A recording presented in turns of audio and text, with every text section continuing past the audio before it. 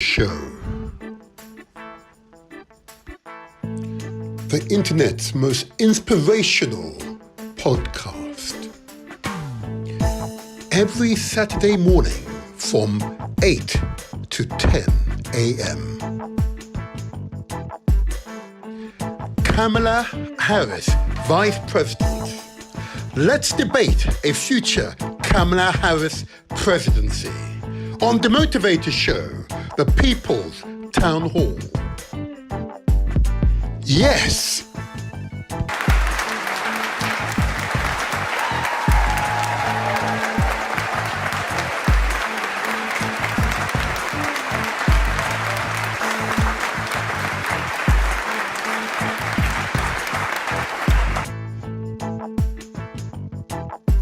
Vice President Kamala Harris, born 1964 in Oakland, California. Her father, Professor Donald Harris, Emeritus Professor of Economics at Stanford University, born 1938 in St. Anne's Parish in Jamaica.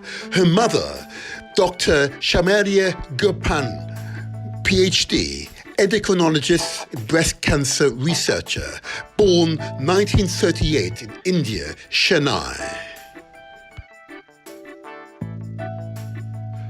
Vice President Kamala Harris, legal and political history. In 1990, Harris was hired as a deputy district attorney in Alameda County, California.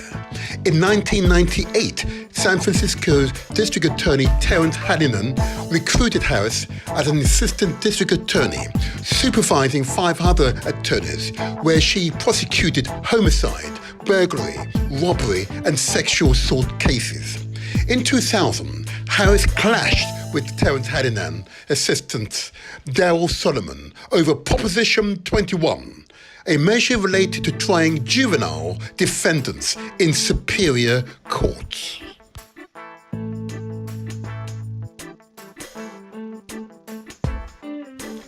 Vice President Kamala Harris, legal and political history. In 2003, Kamala Harris told San Francisco voters she was a progressive who could bring professionalism and put competence to the job of prosecuting the city's criminals. She resoundingly defeated the 2-term district attorney Terrence Hallinan in a runoff election. In 2007, Harris ran unopposed for a second term. In 2011, she was elected Attorney General for the state of California, the first woman of color to hold the position. In 2014, Harris was re-elected against Republican Ronald Gold, winning 57.5% of the vote.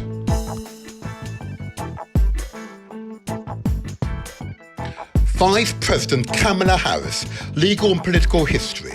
In 2016, she was elected a member of the United States Senate to represent the great state of California.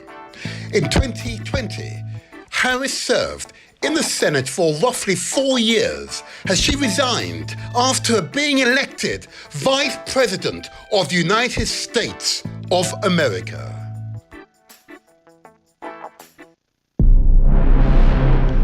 Donald J. Trump, the Republican Party presidential candidate, is a convicted felon. Donald Trump has filed for corporate bankruptcy 6 times. These bankruptcies involved his various business ventures, primarily in the casino and hotel industries. Donald Trump has been indicted or charged 4 times.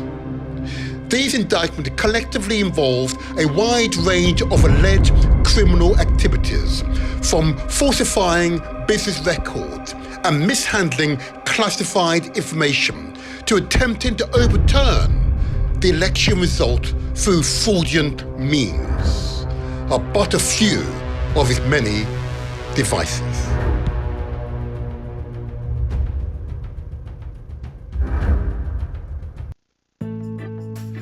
Vice President Kamala Harris, the presumptive nominee of the Democratic Party for the 2024 presidential elections.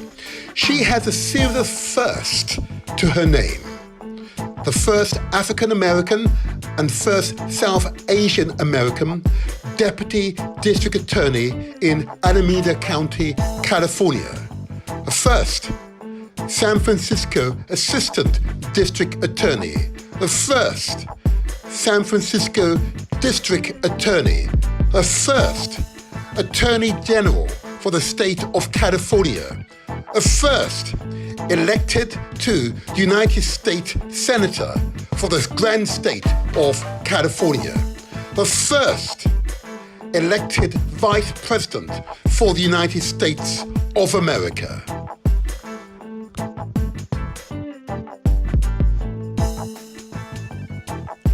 Vice President Kamala Harris, the presumptive nominee of the Democratic Party for the 2024 presidential election. She has a series of firsts, the first African American and first South Asian American. After Joe Biden's withdrawal from the 2024 presidential election, Harris launched her own presidential campaign with Joe Biden's endorsement. On July 22nd, 2024, Harris secured enough non-binding support from delegates to become the presumptive nominee of the Democratic Party. She is, of course, the first African American and first South Asian American woman vice president, and now the first presumptive nominee of the Democratic Party for candidate for President of the United States of America.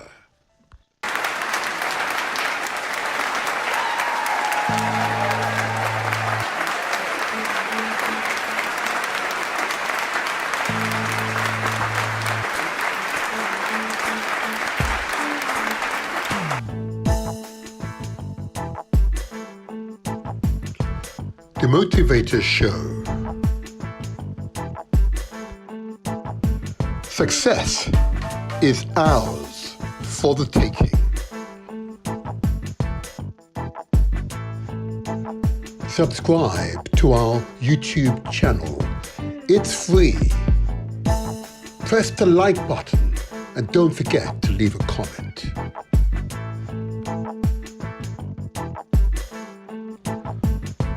Follow us on Facebook. Give us the thumbs up and share with your family and friends. We are also on Instagram and TikTok. Follow us there too.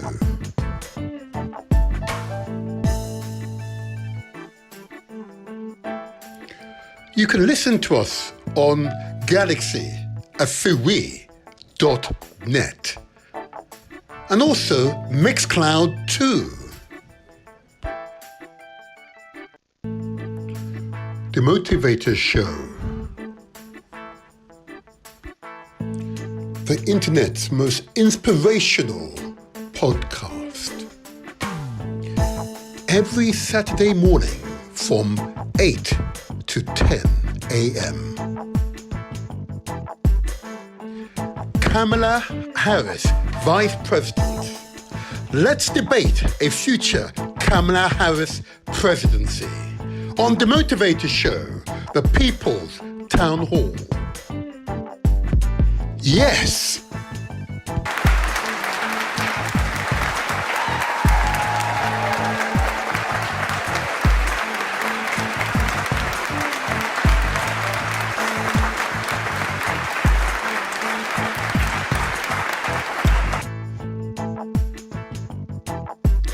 Vice President Kamala Harris, born 1964 in Oakland, California. Her father, Professor Donald Harris, Emeritus Professor of Economics at Stanford University, born 1938 in St.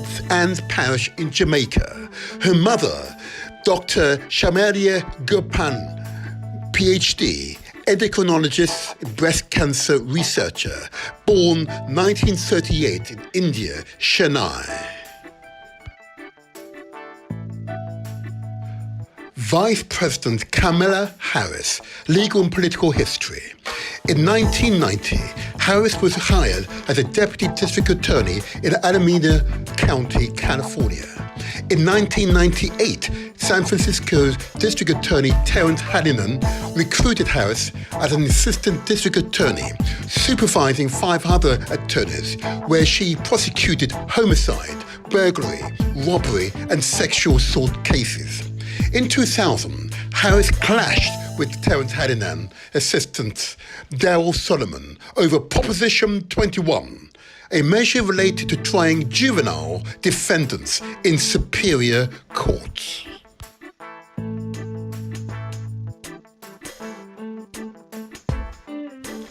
Vice President Kamala Harris, legal and political history. In 2003, Kamala Harris told San Francisco voters she was a progressive who could bring professionalism and put competence to the job of prosecuting the city's criminals. She resoundingly defeated the 2-term district attorney Terrence Hallinan in a runoff election. In 2007, Harris ran unopposed for a second term. In 2011, she was elected Attorney General for the state of California, the first woman of color to hold the position. In 2014, Harris was re-elected against Republican Ronald Gold, winning 57.5% of the vote.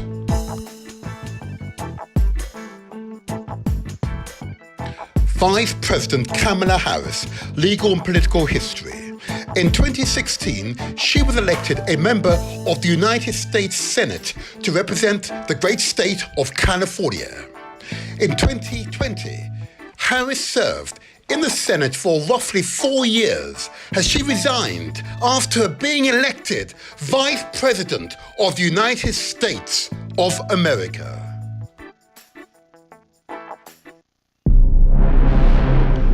Donald J. Trump, the Republican Party presidential candidate, is a convicted felon. Donald Trump has filed for corporate bankruptcy 6 times. These bankruptcies involved his various business ventures, primarily in the casino and hotel industries. Donald Trump has been indicted or charged 4 times. These indictments collectively involved a wide range of alleged criminal activities, from falsifying business records and mishandling classified information to attempting to overturn the election result through fraudulent means, are but a few of his many devices.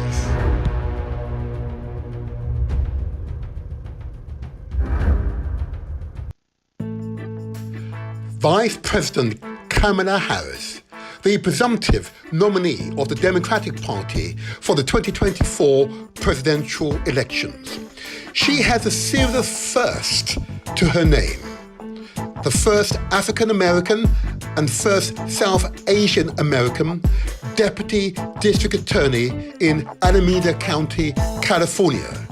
The first San Francisco Assistant District Attorney. The first San Francisco District Attorney, the first Attorney General for the state of California, a first elected to the United States Senator for the grand state of California, the first elected Vice President for the United States of America.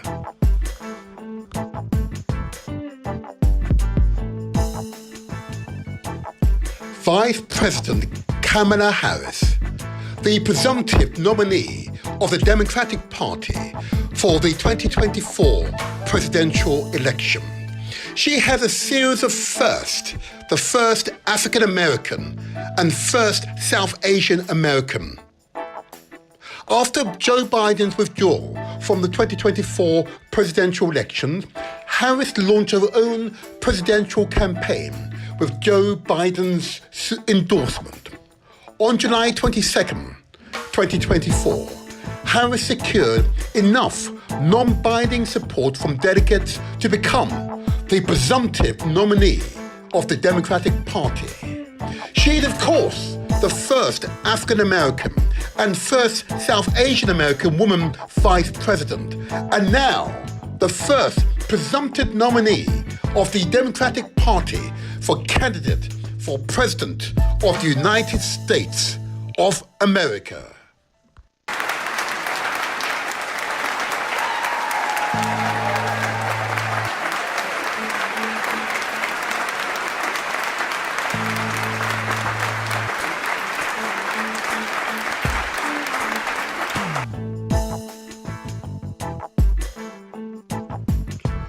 The Motivator Show. Success is ours for the taking. Subscribe to our YouTube channel. It's free. Press the like button and don't forget to leave a comment.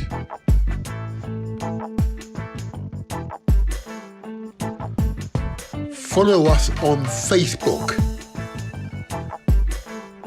Give us the thumbs up and share with your family and friends. We are also on Instagram and TikTok. Follow us there too.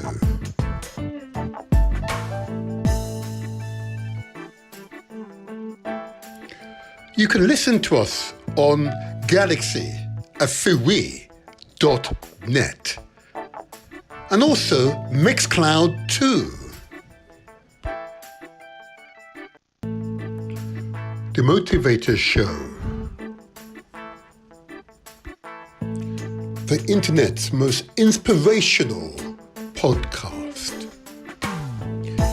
Every Saturday morning from 8 to 10 a.m. Kamala Harris, Vice President.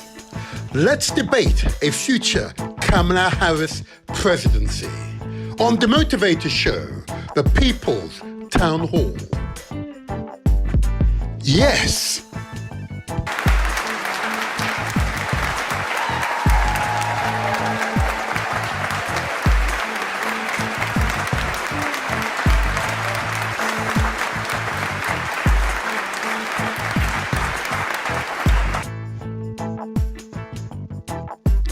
Vice President Kamala Harris, born 1964 in Oakland, California. Her father, Professor Donald Harris, Emeritus Professor of Economics at Stanford University, born 1938 in St. Anne's Parish in Jamaica. Her mother, Dr. Shamalia Gurpan, PhD, endocrinologist, breast cancer researcher, born 1938 in India, Chennai. Vice President Kamala Harris, legal and political history. In 1990, Harris was hired as a deputy district attorney in Alameda County, California. In 1998, San Francisco's District Attorney Terrence Hallinan recruited Harris as an assistant district attorney, supervising 5 other attorneys, where she prosecuted homicide, burglary, robbery, and sexual assault cases. In 2000, Harris clashed with Terrence Hallinan assistant Darrell Solomon over Proposition 21, a measure related to trying juvenile defendants in superior courts.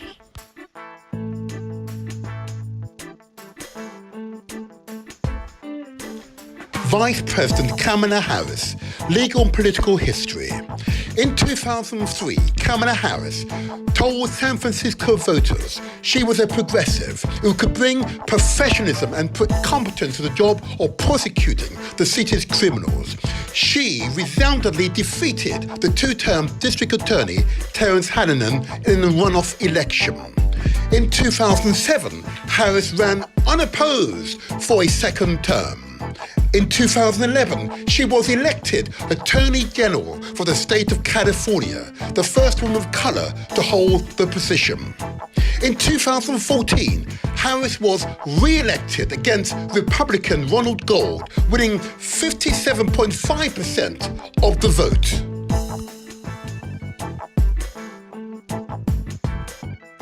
Vice President Kamala Harris, legal and political history. In 2016, she was elected a member of the United States Senate to represent the great state of California. In 2020, Harris served in the Senate for roughly 4 years as she resigned after being elected Vice President of the United States of America.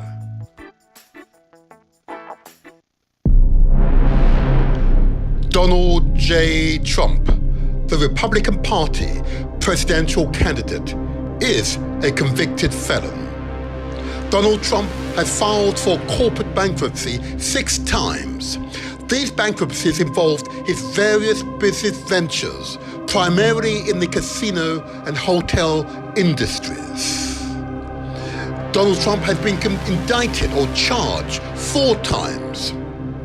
These indictments collectively involved a wide range of alleged criminal activities, from falsifying business records and mishandling classified information to attempting to overturn the election result through fraudulent means, are but a few of his many devices.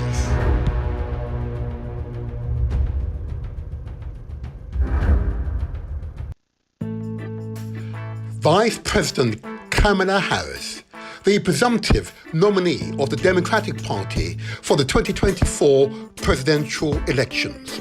She has a series of firsts to her name.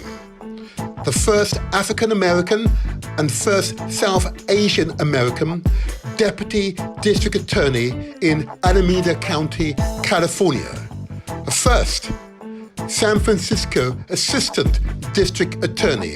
The first San Francisco District Attorney, a first Attorney General for the state of California, a first elected to the United States Senator for the grand state of California, the first elected Vice President for the United States of America.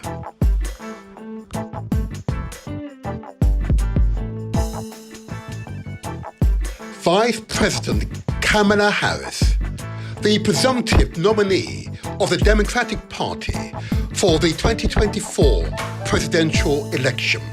She has a series of firsts, the first African American and first South Asian American. After Joe Biden's withdrawal from the 2024 presidential election, Harris launched her own presidential campaign with Joe Biden's endorsement. On July 22nd, 2024, Harris secured enough non-binding support from delegates to become the presumptive nominee of the Democratic Party.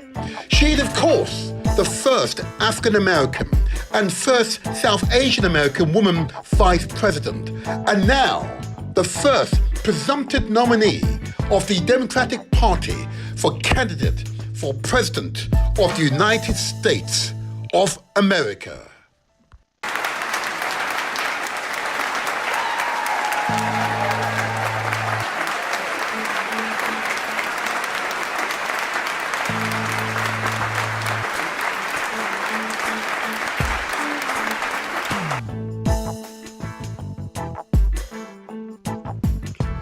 The Motivator Show.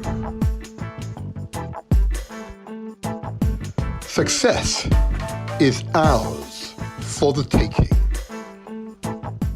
Oh yes, oh yes, oh yes.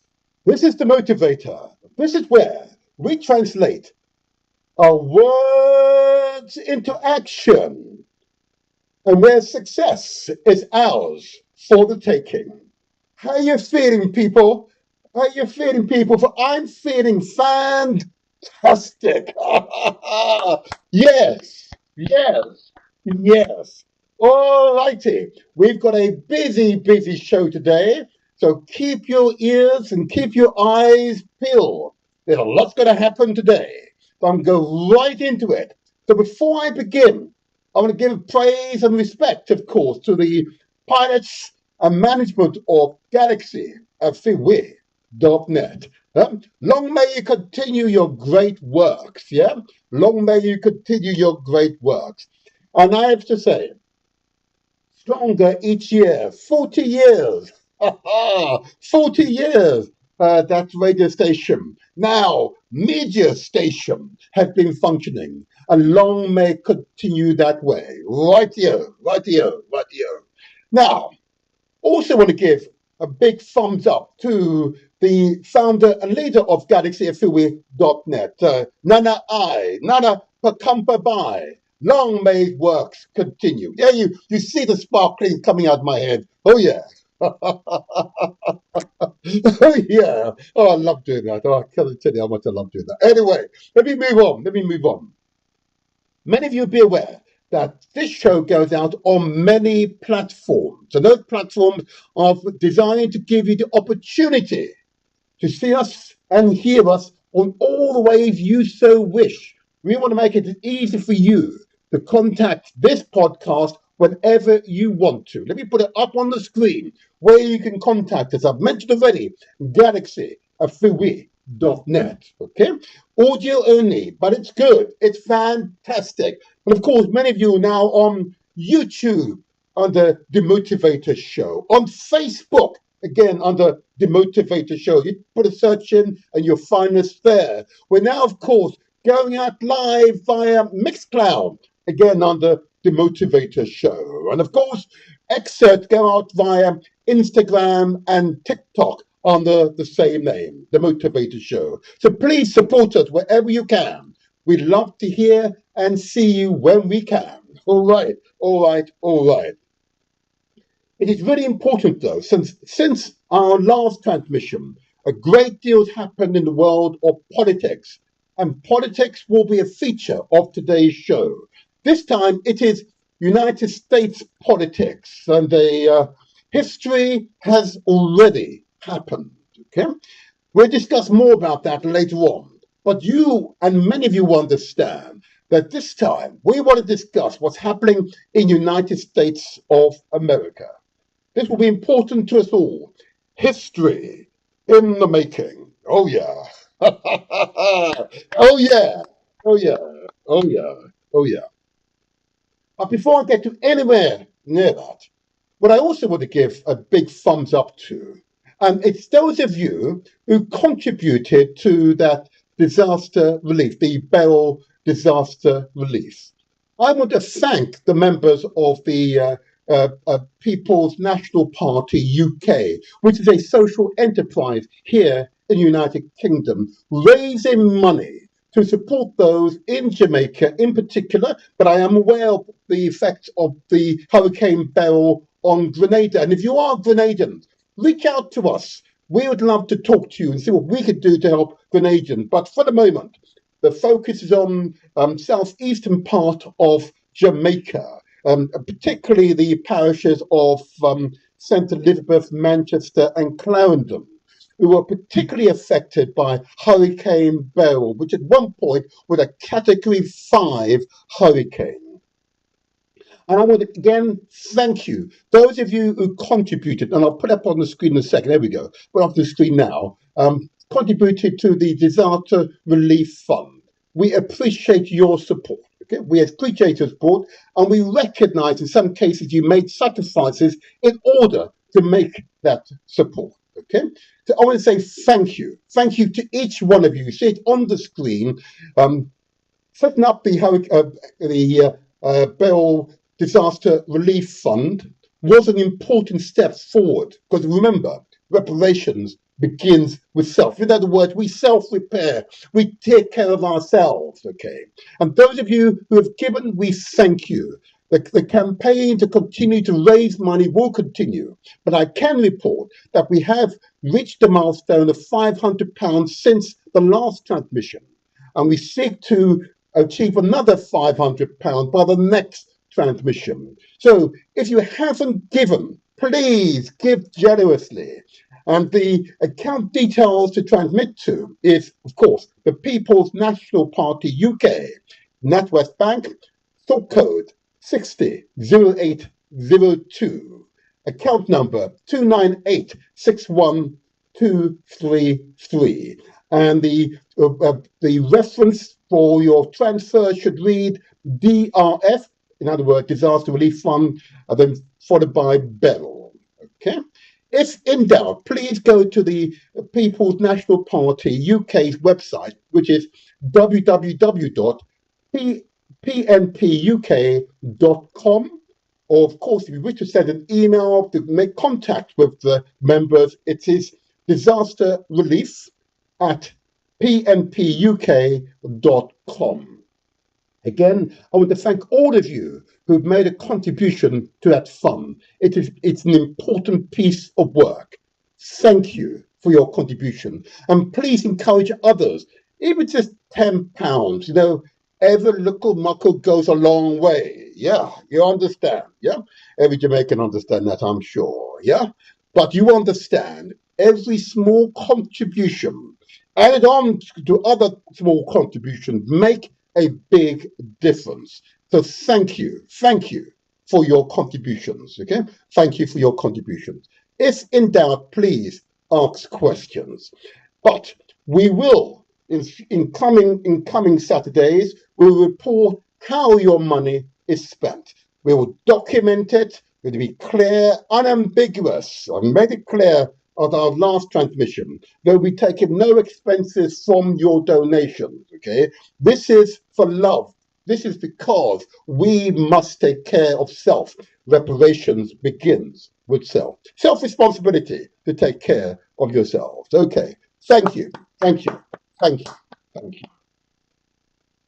Now, what I should now do is move to the other part of this transmission. And of course, many of you will be aware that at this part of the podcast, the section is devoted to lifestyle messages. Each transmission includes a lifestyle message because within particularly the African and African Caribbean communities, the levels of illnesses, unnecessary illnesses, okay, is too high. So far too many members of the communities are dying long before their time, okay, on our way down whilst alive with unnecessary illnesses that are easily avoidable. Just some slight modification to the lifestyle, okay. So the levels of obesity, for example, overweightness is off the charts. It is avoidable, yeah. Levels of high blood pressure, yeah, and diabetes off the charts. It is avoidable. Just taking simple steps to protect yourselves so that you can live a longer, healthier life, more fulfilling life. So these messages are designed to help you. But if in doubt, I say to people, please, if in doubt, seek out your own clinical or advice from your own doctor and let that person give you the advice which is tailor-made for yourselves. But for these are general advice that generally applies to the vast majority of people. Of course, some people will require specific support because of their particular circumstance. So let me go right to it now. And please listen attentively. And please share this information with your family and friends and your wider networks. And here we go. And the first message is a very simple message. It will be surprising in some cases, and I get that, but yeah, here we go. I ask you to consider the amount of sugar and salt that you consume each day. Yep, sugar and salt that you consume each day. In our cuisines, often the presence of sugar is very high, particularly from the Caribbean, where we have islands which used to have large sugarcane plantations. Okay, so sugar became an integral part of the cuisine, and it was easy to overconsume on sugar. And of course, many of you recognize the potential impact of sugar, the overconsumption of sugar on our bodies. And that's, of course, type 2 diabetes, where your body's been so overwhelmed with sugar that the pancreas is not able to cope with the amount of sugar that we're consuming. So the insulin isn't no longer functioning as it should. I ask you to consider the amount of sugar that you consume each day. I personally no longer purchase sugar from the grocery stores, and I definitely avoid sweet food. Definitely avoid that, because I definitely do not require the amount of sugar that many of these foods contain. So I ask you to consider the amount of sugar that you consume each day, and equally, I ask you to consider the amount of salt that you consume each day. Again, salt is one of those pernicious ingredients that we add to our food in the mistaken belief that what it does, it enhances the food. Actually, that is purely a myth. It's a concept we place in our minds. Actually, the overconsumption of salt can be very dangerous to the body. And if you do this every day, 365 days a year, and you do this over a series of years, the potential harm to your body can be quite significant. And the typical link between salt is, of course, hypertension or high blood pressure. There you go. That's the problem. Particularly the African Caribbean communities, the levels of diabetes and high blood pressure is way above the national norm, and it's having an adverse impact on our general health and well-being.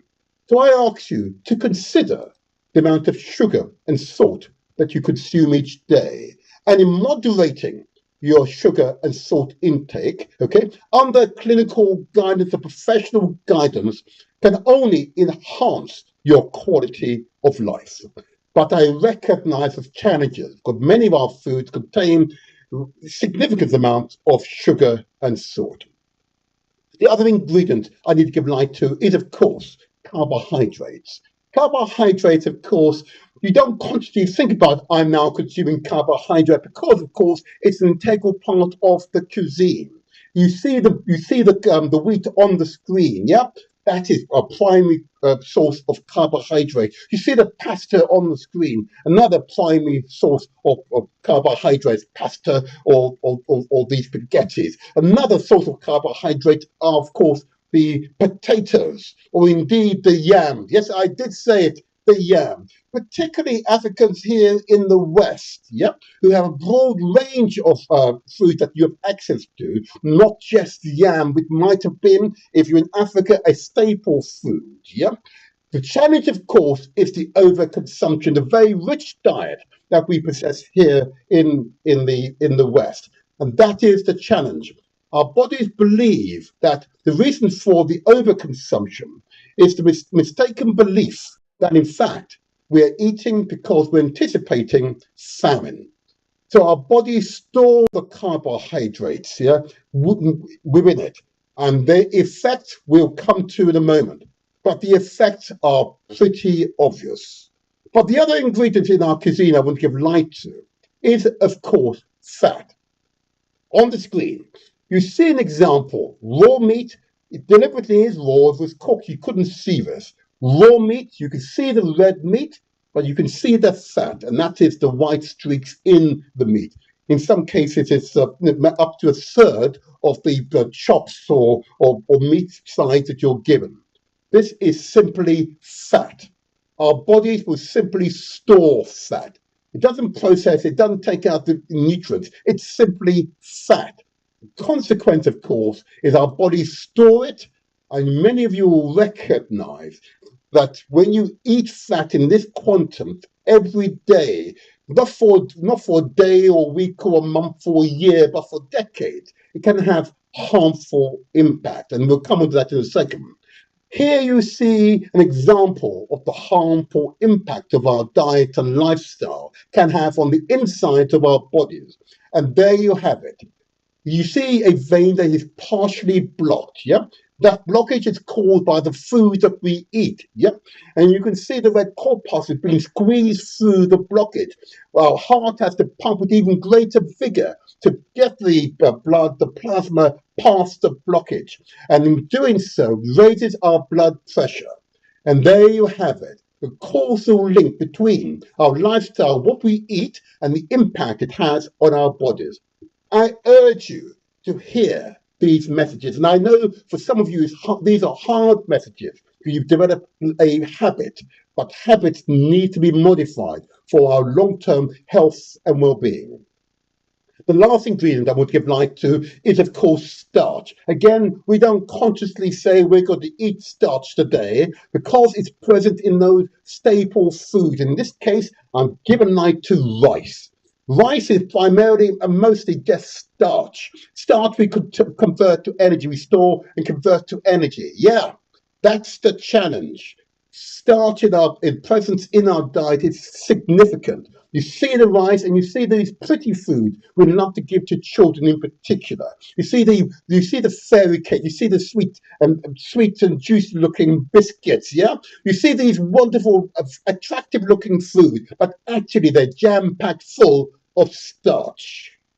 And the harmful effects of starch, as I'll describe in a moment, can have long-lasting lifestyle, lifetime consequences. I ask you to consider the amount of starch that you eat every day. And in doing so, you can only do yourself considerable good. You see now on the screen the possible implications of the overconsumption of starch. And there you have it there on the screen. You see the lady and gentleman with the bloated shoulders, the bloated chest, the bloated abdomen, the bloated thighs, and the bloated bottoms, or buttocks in polite company. Yeah, this is the impact, direct impact upon what we eat and the impact it has on our bodies and general health. I ask you, try to avoid this. And those of you already weighed down by weight, please, we must not shame them. We must help them, love them so that they can change. Okay. The experts recommend that we should eat far more fruits and vegetables. You see on the screen the fruits and vegetables, untainted food, non-processed food wherever you can get it.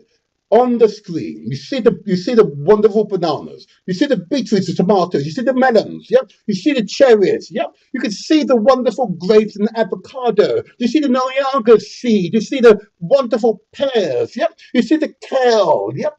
This is what our bodies most crave. You see the wonderful oranges. This is what our bodies crave. See the cabbages and the lettuce. This is what our bodies need to rebuild you every day. This is what our body is crying out for. Give your body what it needs. Yeah. You see the mushrooms. Yeah. You see the wonderful turnips. Yeah. Oh, wonderful food. You see the pineapple there. This is what our bodies crave. See the almond nuts. Yeah. You see the melons. This is what our bodies crave. Yeah. Give it what it needs. You see the cucumber. This is what our bodies crave. See the onions. This is what our bodies crave. See the celery. This is what our bodies crave. Give your body what it needs so it can rebuild you every day. This is the food for life. And I know it's difficult. See the carrots.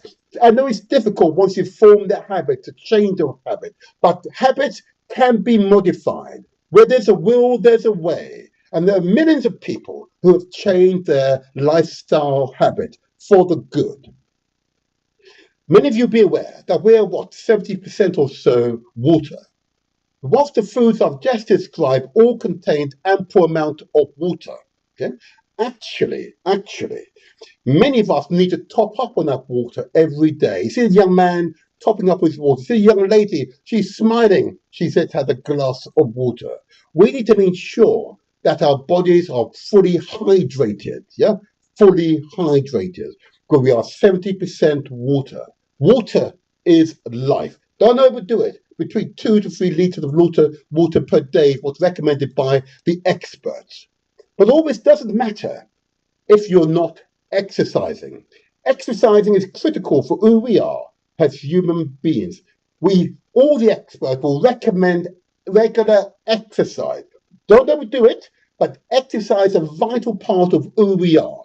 You see the young lady pumping her weights. You see the other young lady running up and down those stairs. I can show you that is exercise. You see the mature gentleman with a smile on his face, and he's looking forward, he's smiling, he's got his headphones in, and he's running for his life. He's enjoying the experience. There's a young man there doing his up and down these press-ups. This is what our bodies crave, regular exercise. If you're eating well, you're drinking appropriately, but you're not exercising, you are not therefore taking care of your bodies. Your bodies need to be worked. It needs exercise, a vital part of who we are as human beings. It is extremely important. And I'll get on to why it's important in a moment.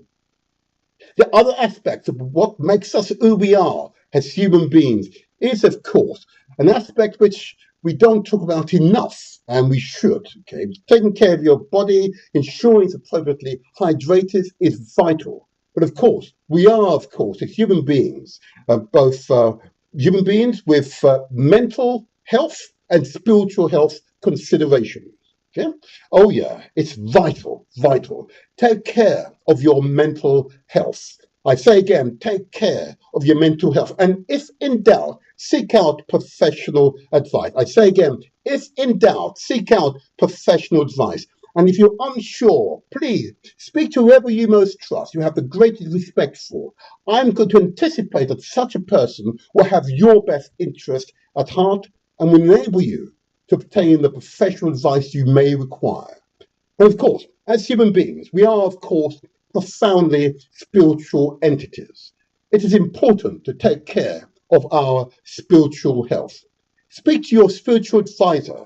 Speak to whoever you convene with to ensure your spiritual health is vigorous, because we are profoundly spiritual entities.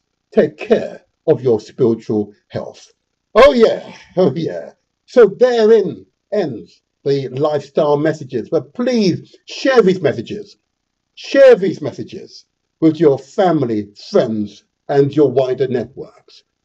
Many people recognize, of course, I give these messages out because I've seen far too many members of the communities who died long before their time or been weighed down by illnesses that are fundamentally lifestyle illnesses. In other words, they are avoidable. And I urge you, wherever possible, to take care of yourself. And if in doubt, if you're not able to, enjoy with others, and exercise and think about health together. Do you find when you're working with others, holding hands with each other, hugging each other, feeling each other, and understanding in doing so, you're developing communion with each other. You're joining your strengths, and you can together make the difference. As we did with the Bell Disaster Relief Fund, we combined our resources and we can help those who are in greatest need. I want to commend to you an example from the community. People from across the continent, in the Caribbean, and here in Britain who come together in common aim and common purpose, yeah? And understanding in working together, in this case, in exercise together, you can and will make the difference. I want to introduce to you the Countdown Organization, who are truly a diverse group of people from right across the continent of Africa, the Caribbean, and here in Britain. Come together, common aim and common purpose. Watch them exercise together, smiling together, respecting each other. This is the future, in my view. Watch and learn. Cheese. Famous. Hello.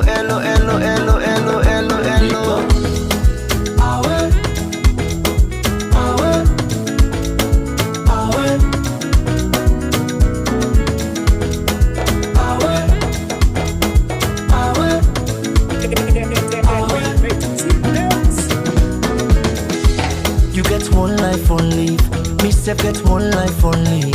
Why we not go use am gladdy and enjoy the time? Palava no dey finish. Time me no dey wait nobody. Now why I dey try for always get am nice every day and night? This one way we all fend we safe, not nobody own. You want to eat with you much we go down you belly nine you young. And the balance where you go die left na all the money on. So why for the greedy you say for? If the motor car where you let buy 'em. If you see see finance where you collect bilam, oh. You meet up woman where you let yanam, and if you let the man na for keep am, want them more. The food where you feel for eat na for eat am. That fine lapa where you let na for buy am, and tie am more. And if you baby love you back love am. But if you love them all now, you not for left am. Want them more, cause nobody know what's in tomorrow. So every day of my life till I'm old, I fasting enjoyment stay go. I fall and for care for yourself. Nobody love you past you yourself. All man they fed for himself. Oh. Now why I know they allowed with the other man they can't take me peace away, me joy away, me smile away. Oh no, make nobody take your peace away, me joy away, me smile away. Oh no, every day. I see they also they work for the pay. They like na boku on a small you the cage. Land for the loose body 110. No to money, no to gentry. No more they make motor man and bother. As long as you get waiting, you they eat. Land for the loose body 110. This one way we all feel we safe, now nobody on. You want to eat what you want, we go down your belly, now you young. And the balance where you go die left, now all the money on. So why for the greedy you say for? If the motor car where you let buy am. If you see finance where you collect bilam, oh. You meet up woman where you let yanam. And if you let the man na for keep am, want them more. The food where you feel for eat na for eat am. That fine lapa where you let na for buy am, and tie am more. And if you baby love you back love am. But if you love them all now, you not for left am. Want them more, cause nobody know what's in tomorrow all. So every day of my life till I'm old, I fasting enjoyment stay go. All man for care for yourself. Nobody love you as you yourself. All man they fed for yourself. Why I know they allowed with the other man they can't take me peace away, me joy away, me smile away. Oh no make nobody take your peace away, me joy away, me smile away. Oh no.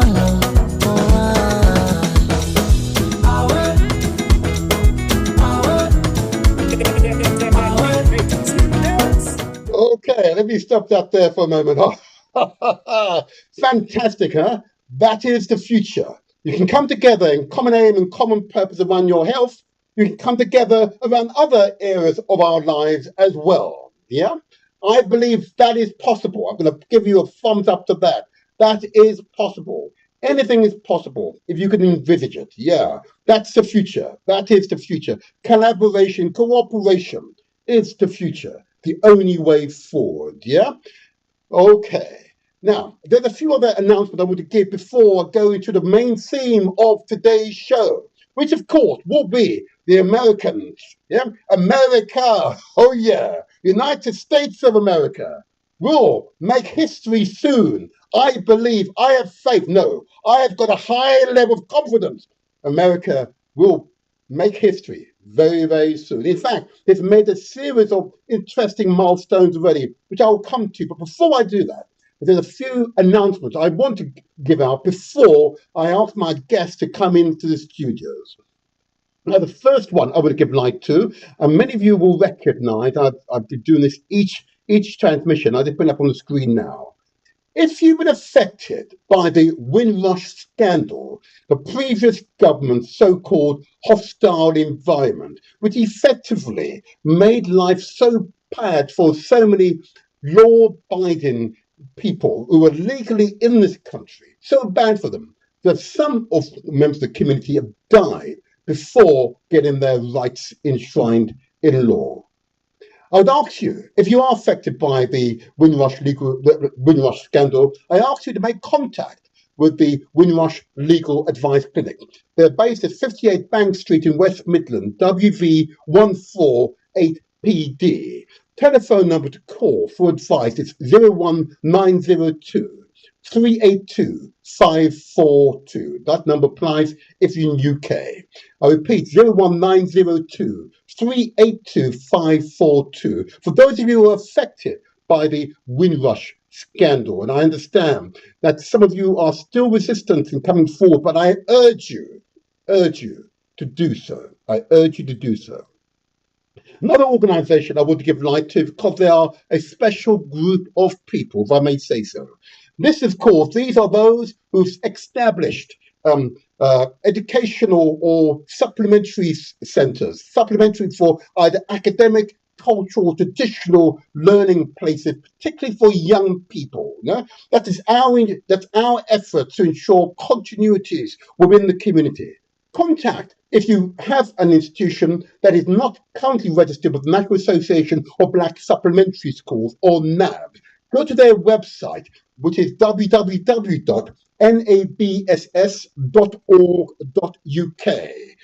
NABS, www.nabss.org.uk, or you can phone the Inspired Brother Near on 07958 348 558, and he will take your details down and ensure your details, the organization details, are included on the website. And if you're a parent or a guardian of young people who you want to ensure have an activity that is wholly funded by the communities, please contact the National Association of Black Supplementary Schools. Go to their website. I'm sure you'll find what you're looking for there. Such an important initiative. I cannot understate how important that initiative is. Okay. Now, the third issue I want to give light to very quickly. I can see my guests slowly coming into the green room. I ask my guests to log in and get into the green room. I'll bring you into the main live stream shortly. Before I do that, I did want to give light to another organization. And in fact, I attended a meeting of Nigerians only yesterday. I want to give light to the NINAS Secretariat, NINAS organization, which seeks to achieve peace so we can create prosperity for all Nigerians. I want to give praise and respect, particularly to Ndidi Ichiwa, my most regular guest, and she'll be here with others in the next strong. Be aware. But to contact the NINAS Secretariat, and NINAS Secretariat includes all ethnicities within Nigeria. I repeat, it includes all ethnicities within Nigeria, tribes or communities, whatever reference you wish to apply, coming together in order to create peace so we can create prosperity for all Nigerians. If you wish to contact them, their email address is info@ninasvoice.org. I repeat, info@ninasvoice, NINASVOICE.org, Ninas Voice. The website, of course, is Ninas Voice. I urge you to make contact so you create peace, so you can create prosperity for all. That has got to be a worthwhile venture. And the last organization or event I want to give praise to and recognize. And many of you will be aware, those of you in the UK in particular, that on the 1st of August, referred to as the 1st of Messiah, in other words, in recognition of Jamaica's first national hero, in fact, a true African of old, someone whose words and impression had made an incredible impression on many Africans from the Caribbean, the Americas, and here in Europe.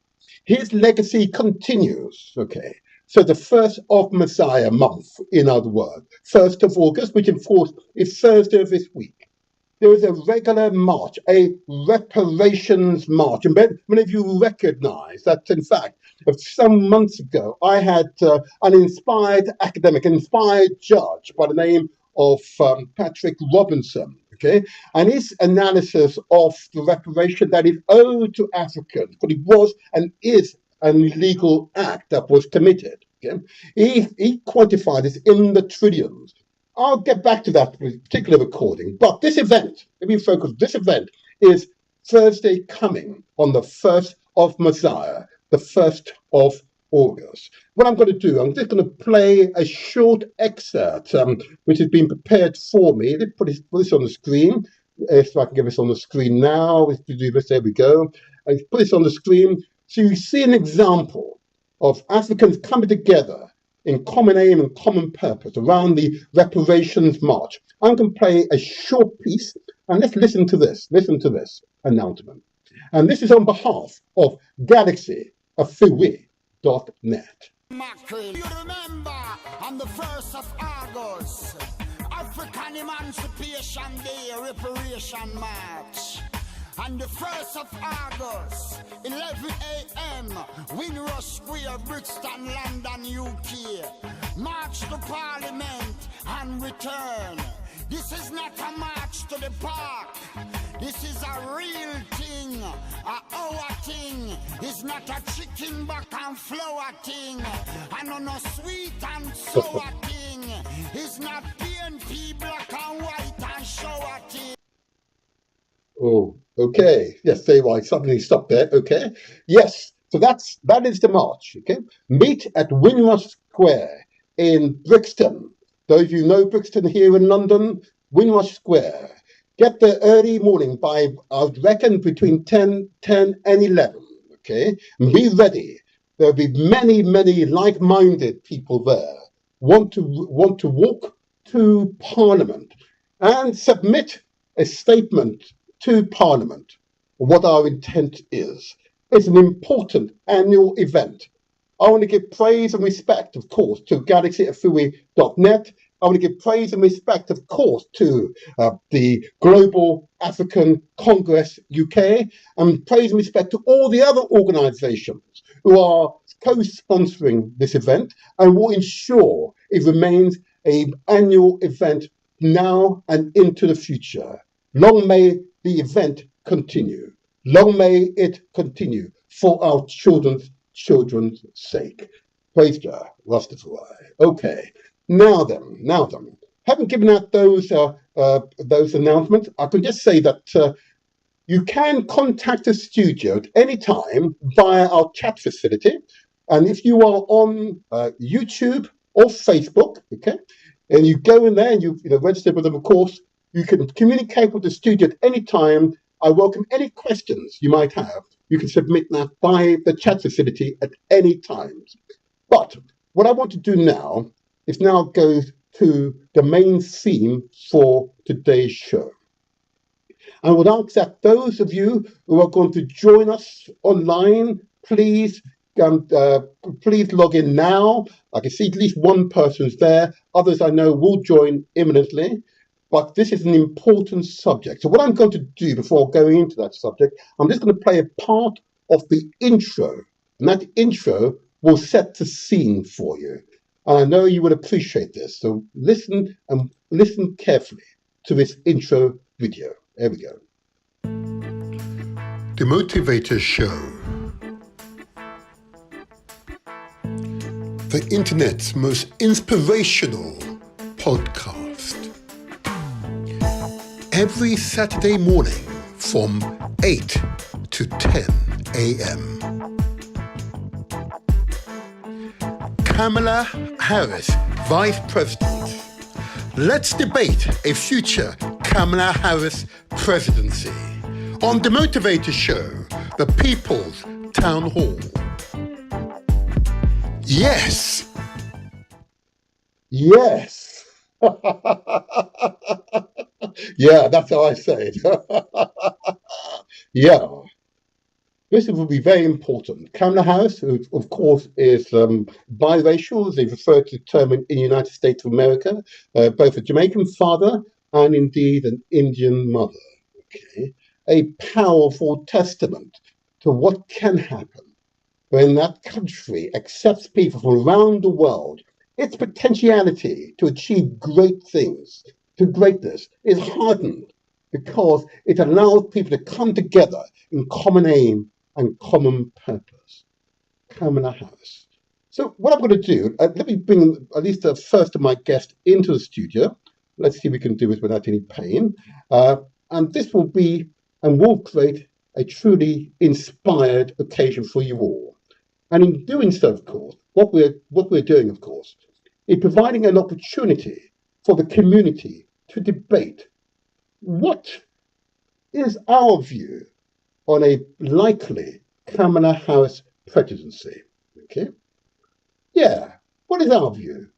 Is this something that you welcome, or are you suspicious? Hmm.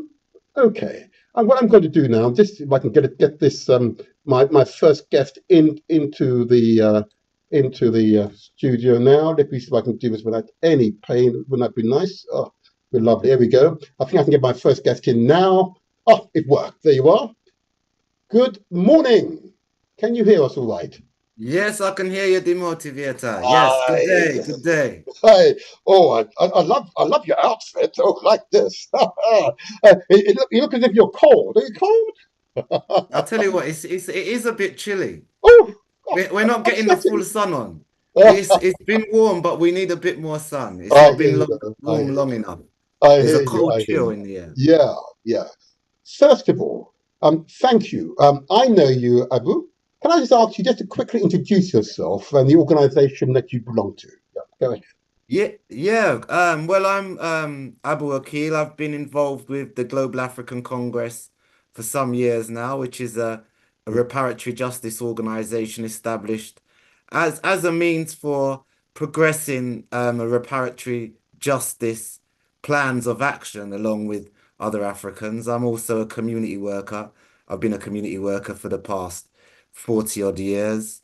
And yeah, that's me. That's Mhm, me. mhm, mhm. A Thank you. father, a son. Yeah, very important being a father. Yeah, very Yeah. important. Yeah, vitally important. And respect to you always. Respect to you always.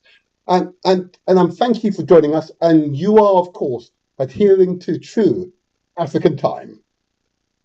Yeah, yeah, it's important that we take control over time. It Yeah. belongs to us. Mhm, mhm. So we Yeah. need to take control of it. So I'm going to go straight into the interview. Others will join us. I know. Don't you worry. I've just seen a few messages. Others will join us, but I would want to get into this. Kamala Harris. Wow. Up until recently, I hadn't really recognized her. I suspect it's the same to you. Um, she's, of course, to use the American term, biracial, Jamaican father and Indian mother. The father is a academic from Stanford University, okay? And her mother is, in fact, a world-renowned endocrinologist researcher into breast cancer. Okay, uh, fascinating parents, I must say, highly intelligent parents. So it was highly likely that their daughter would aspire and achieve great things. Okay. Now, tell me, you discovered, in fact, go back a few years when Joe Biden selected her to be his VP, vice president. Did you at the time have an opinion as to why did he do this? Why select Kamala Harris and not other persons from the many Democratic cohort he could have chosen from? Did you have an opinion? Did you have an opinion? Yeah, I mean, it's a great Mhm, question. And I haven't really paid a great deal of attention to mhm, America's detailing. However, mhm. whatever happens in America, there's a common dialogue that impacts on us here. Yes. And there has been a great deal of impact insofar as the way that people see the world. So the election of Barack Obama impacted on us, Mhm, and Biden was his vice president mhm, and actually played a role in facilitating Barack Obama during his role as a president. And then Kamala Harris was somebody who endorsed mhm, Barack Obama. mhm. I think she was one of the first senators to endorse him. And Yes. so she has a connection to the kind of change agenda that we've seen. And the whole scenario of, and I don't want to stray too far from your question because you asked Yeah. a It's okay. specific question, Mhm, but it's so broad in mhm, terms of its impact and its resonance around the world. This mhm, scenario of having an African American mhm. woman who's come from a HBC, historically black college, whose Yes. parents were activists Yes. in the civil rights movement, Yes. who's one of the first children to be bussed into schools, into desegregated schools. She's part of this, I think she was the first person from her district. Mhm, So the whole scenario of human rights is placed center stage mhm. with her candidacy. Well, Yes. firstly, as a vice president, the first vice president, Yes. female African Indian. Yes. You said her mother's an Indian Hmm. academic Yes. who was at the forefront of cancer research, That's right. and her father's Hmm. uh, a Jamaican or an African Jamaican Yes. academic, a Is professor. in economics apparently. It's Stanford Yes, an University. economics professor. Yes. Hmm. And they met at Berkeley. Yes.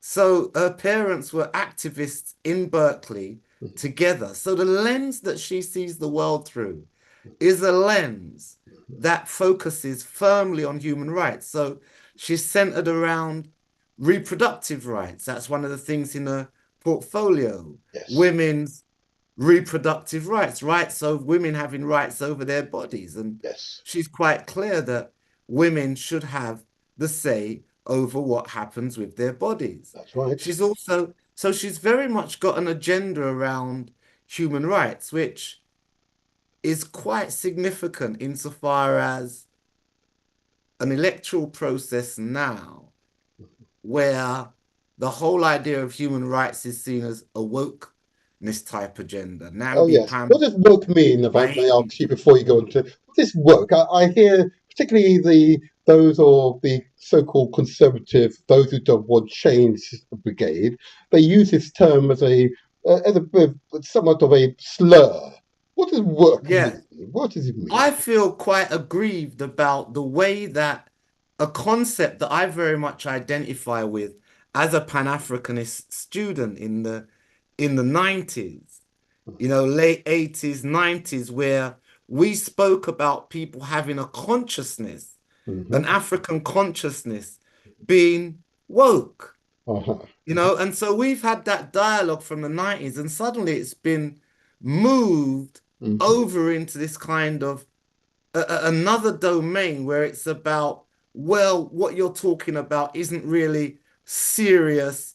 It's on the edge. It's a Uh-huh. identity politics that Uh-huh. marginalizes, and Uh-huh. it's not really evidence based. And when you think about it, the African kind of impact, the kind of Black power impact Hmm. on the way that electoral politics recognizes humanity is Yes. center stage in the US. Yes. African Americans have been center stage around the human rights agenda. It is The true. Black Power movement Yes. is the most iconic Yes. movement that the Americas have. Absolutely. And Yes. it center stages America as a cultural force. Hmm. Yet at the same time, there's this denial of woke, Hmm. which I'm saying, and I'm arguing, I haven't done the detailed research around it, but I'm coming from a lived experience where Hmm. recognizing one's African identity was being defined by us as being awake. Yes. So Interesting. the use of it by the right to define something that is discredited and not evidence-based, when probably the most evidence-based experience of discriminatory practices and institutionally discriminatory practices is the experience of Africans, It is. African Americans, Africans around the globe. Mhm. It's just ludicrous. I agree with you. Can I ask just to pause there just for a moment? I see that we've got another guest here. Initials I. Can you hear us all right, first of all? Oh, what a wonderful bright face. Good morning to you. Oh, we can't hear you. We can't hear you. You're I said muted, I'll man. come on for There 5 you are. minutes and go back to being Oh, okay, if you invisible. wish. If you insist, oh my gosh. I'm not sure why. I said yesterday, I don't know why you're shy. Wonderful face. You see, we both smiled in response to your presence, okay? So that was a positive feedback, if I may say so. Good morning. I know you. Can I just ask you to introduce yourself and just say the organization that you belong to? Please, go ahead. My name's Ida, and Mhm. I'm a member of GAC UK, Mhm. so Global African Congress UK. Well said. Thank you. Well said. Well said. Well said. And if I may, I want to go to Ida whilst we've got her here, and she's being open and transparent. We can see her face. Wonderful. Huh? Oh my gosh. Tell me, Ida, Kamala Harris. Okay? Mm-hmm. To use American terms, she's biracial, a Jamaican father and an Indian Mm-hmm. mother. Okay. Uh, Mm-hmm. Someone who highly intelligent, very, very capable, and has navigated through the legal sectors of the United States, which is in itself hazardous, and of course has achieved great things in respect of her political ambitions. What's your impression of her? What's your first impression of her? Mm-hmm. Do you know, the only reason that I have come on the show is that Okay. I think that she's a woman. And for that, my hands go up to her. So, I just think, yes, fantastic. Yes. And to be aiming to be the first woman president of America. Yes. Outstanding. Yes. I really didn't know. America's annoyed me so much that I tend to try and look away. It annoys me so much these days. The Americans listen to this, so we've got to be careful what we say. Well, yes, they listen to it, but Yes. they have to take they have to stand up for their country, which Yeah. I think they're doing in supporting her. Mm-hmm. And they have to say that some of the things they're doing, they have to say they want to step back. And that's what I would like for America to do, to let the rest of the world try and be itself, not just everything that the Americans say. Yes. But I love her because she's standing up, or she seems to be at the moment speaking out for things that she believes in. She's speaking out to Israel, and I love it because every week, every day, there are people out in London protesting. And, so to hear someone actually saying, look, it's time to end this war, and be in a position of power where maybe she can end the war, I think is fantastic. Okay. Thank you. If I may, just pause there just for a moment, because you've made a series of really powerful observations. First of all, you're recognizing that she's a woman. Okay. Oh, yes, definitely. And we recognize that Hillary Clinton, when she tried, she lost to that other person whose name we do not need to call. Okay, we don't need to give that name any power. Okay, under circumstances which I would say is questionable, because actually she won the popular vote, but lost in the so-called over there electoral college.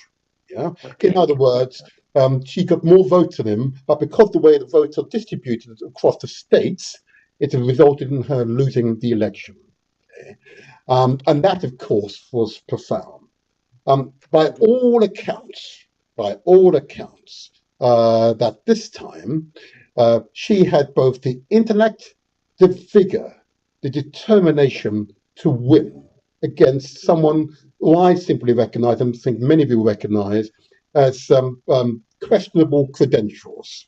Okay, and she's spoken out about him. That's what I love about some of the things she said recently. Yes. So it's great. I never just want to take on to Israel and what's happening in Gaza. Clearly, we all should have a reason for concern. And I would just want to say it, I just want to say this, that if you have a people in what is effectively an open prison, not for a year, not for decades, but for lifetimes, it is highly likely that they're going to kick back with vigor, with every justification in doing so.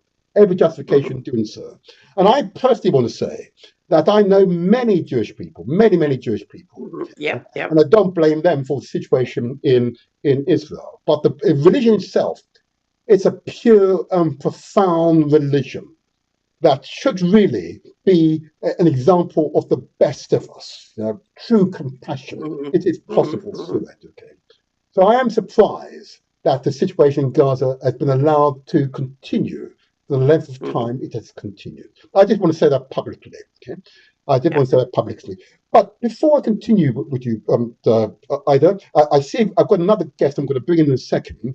But in fact, let me just put this question to you. I'll bring my other guest in. My second question to you is this, and I'll go back to Brother Admiral. And that's, of course, clearly she has demonstrated a political acuity, strength, intelligence that is clearly possible across the Democratic Party. But what do you think the right wing, that other person's party, what do you believe they will try to do to undermine her position as the vice president, her integrity as a politician, and her record as a prosecutor of criminals such as the other person? What do you think they might try to do? I think for me, they're going to draw on a lot of misogynistic Yes.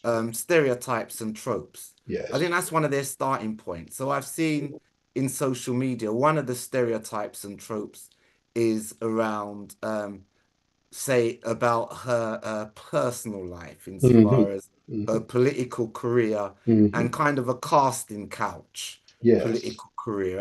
I'm careful about my words because I don't want to get drawn into the trope. No. So there's a lot of anti-woman sentiment that I've seen in the Republican Party, and I think the axiomatic issue around that will be women's reproductive rights. Yes. And they'll challenge that. Another area. Can I just pick up before you go to the other area? Because the Roe v. Wade overturning it by the right-wing so-called Supreme Court in America, has really shown an example of some fault lines in the United States. Clearly, if someone's had the rights as enshrined by the Supreme Court, 50 years ago, to then take it away from them 50 years later, has to be, a retrograde step. It has to be a retrograde step. And I'm quite sure that Kamala Harris and the Democratic Party will use that as a reason to vote Democrat, and to vote Democrat in large numbers. And I sincerely hope that is the case. Continue, Abu. Continue. Another fault line is around, I think, the position that she takes around gun legislation. Yes. And people having these automatic weapons. What do they call them? And AR-47. Sure that there's Can you imagine?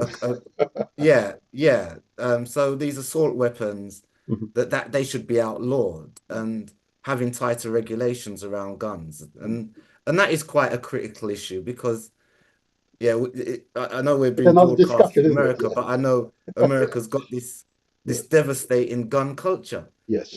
People are getting murdered daily, and it's impacting around the world. The gun culture we're seeing in the UK, this gun culture is impacting here. It's being exported around the world. So tackling that gun culture is a critical fault line, and it will impact on the way that she's perceived, and it will be perceived as this kind of wokey culture around, where the right wants to control people in a way of, we've got these migrants who are killing everybody. I mean, you look at Donald Trump in the debate with Biden, and he's talking about thousands of people getting killed by immigrants. I mean, it's some crazy stuff. I was looking at the interview or the debate with Biden, and I looked at Biden's face, and they're saying Biden's got memory issues. And what I saw was he's looking shocked that the guy can even be saying this.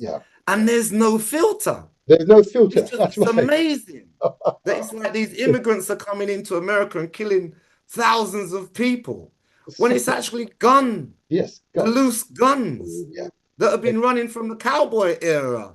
That's killing people. It's a culture of guns being exported around the world, and it's blaming migrants. Can I just ask you to pause there? Because we've got another guest who's joined us, and a mature gentleman. I know you went for your run this morning, I'm sure. I know your name. Can I ask you, sir, just to introduce yourself and just confirm the organization that you belong to? Please go ahead, and welcome, of course, Ben. I assume you're talking to me. I am indeed. Yes. My name is Bentley Cunningham. I'm a committee member with the PNP UK, People's National Party UK, and also a regional coordinator with the Jamaican Diaspora UK. Well said. And if I may put the same question to you that I put to my other two guests, and that is the Kamala Harris. And I'm very careful to slow down and say her name correctly. It's Kamala about Kamala. Kamala, she's very careful about it, apparently. Anyway, Kamala Harris. Okay. Until recently, I didn't really know her and what she stood for. And as part of preparation for these shows, I've had to study. I am astonished of her many achievements. And those of you who watched the preview video to this podcast would have seen her many achievements. Ben, what was your impression when Joe Biden selected her to be his VP, his vice president? What did you think of that selection? Did you have an opinion? Well, it was a kind of inevitability, Okay. He cast around and looked around, and I don't think there's anybody else. All right. So, and also it would be perhaps perceived as a height of discourtesy to have a vice president who you cannot nominate. I mean, that wouldn't go down very well at all. Right. So yes, wasn't a big surprise. So in other words, you don't believe, other than Kamala Harris, that there are other talented politicians that he could have chosen? Oh yes, but I don't think it would look very good if the president cannot select his vice president or nominate his vice president as his successor. Okay. And now that she apparently is now the presumptive Democratic Party's candidate to be president as a result of Joe Biden's indicating that he will no longer run for the presidency. What's your opinion on a President Kamala Harris with a Jamaican father and Indian mother? Yeah. What's your view on that? Well, first of all, let me lick on the head this business about her ethnicity. Okay. If we start to emphasize that's kind of triviality. Okay. Well, she's a Jamaican and also American. Oh no, but she's also got an Indian mother, though. I have to say, why these Jamaicans, I tell you. No, but if you read the Jamaican Constitution, it clearly states that anyone born abroad of a Jamaican parent is a Jamaican citizen. Okay. The Constitution of Jamaica guarantees her the right to call herself a Jamaican. Indeed, it is true. But so if we stick around and start to pay attention too much about her ethnicity, her father and mother and things like that, then you're not going to get anywhere. All right, let me move on then. Okay, so what I think is what I think is critically important is what is she likely to bring to get her elected or to be of use to the American society. Yes. With Obama, it was economics, and he did absolutely brilliantly. Mm-hmm. With Biden, it was continuity politics. He was going to continue with Barack's economic policy. Mm-hmm. I am really not sure where Kamala stands. Mm-hmm. What is the sort of perception she have? What is she bringing to the American people? With Donald Trump, it's kind of playing to the Bible Belt, and he's done that very well. And he's got this thing about American citizenship and the rights of who is an American and so on, and that is good. That is hold on American politics. Mm-hmm. I must say to you, Counselor, and to my fellow colleagues, I can't really put my finger on what it is that Kamala is bringing to her presidency if she gets it. Okay. Pause there. That's an interesting observation. Can I go to Sister Ida, if I may? Because this is interesting. I knew that Ben will be stimulating. He's a well-read gentleman, and I knew he would add spice to our dialogue. Ida, do you have a reaction to what Ben has described? Do you have the sense of what she stands for? Yeah. Mm-hmm. I think before I started watching videos about her and what she had to say, and in fact, up until yesterday, up until when you called me to come on to this, I wouldn't really have known. I would just have been pleased that there was a woman standing in the race, which is almost a first. Okay, Hillary was there before, but she's definitely the first as a black woman standing in the race, or whether we want to claim her as Jamaican or the Indians will want to claim her as Indian.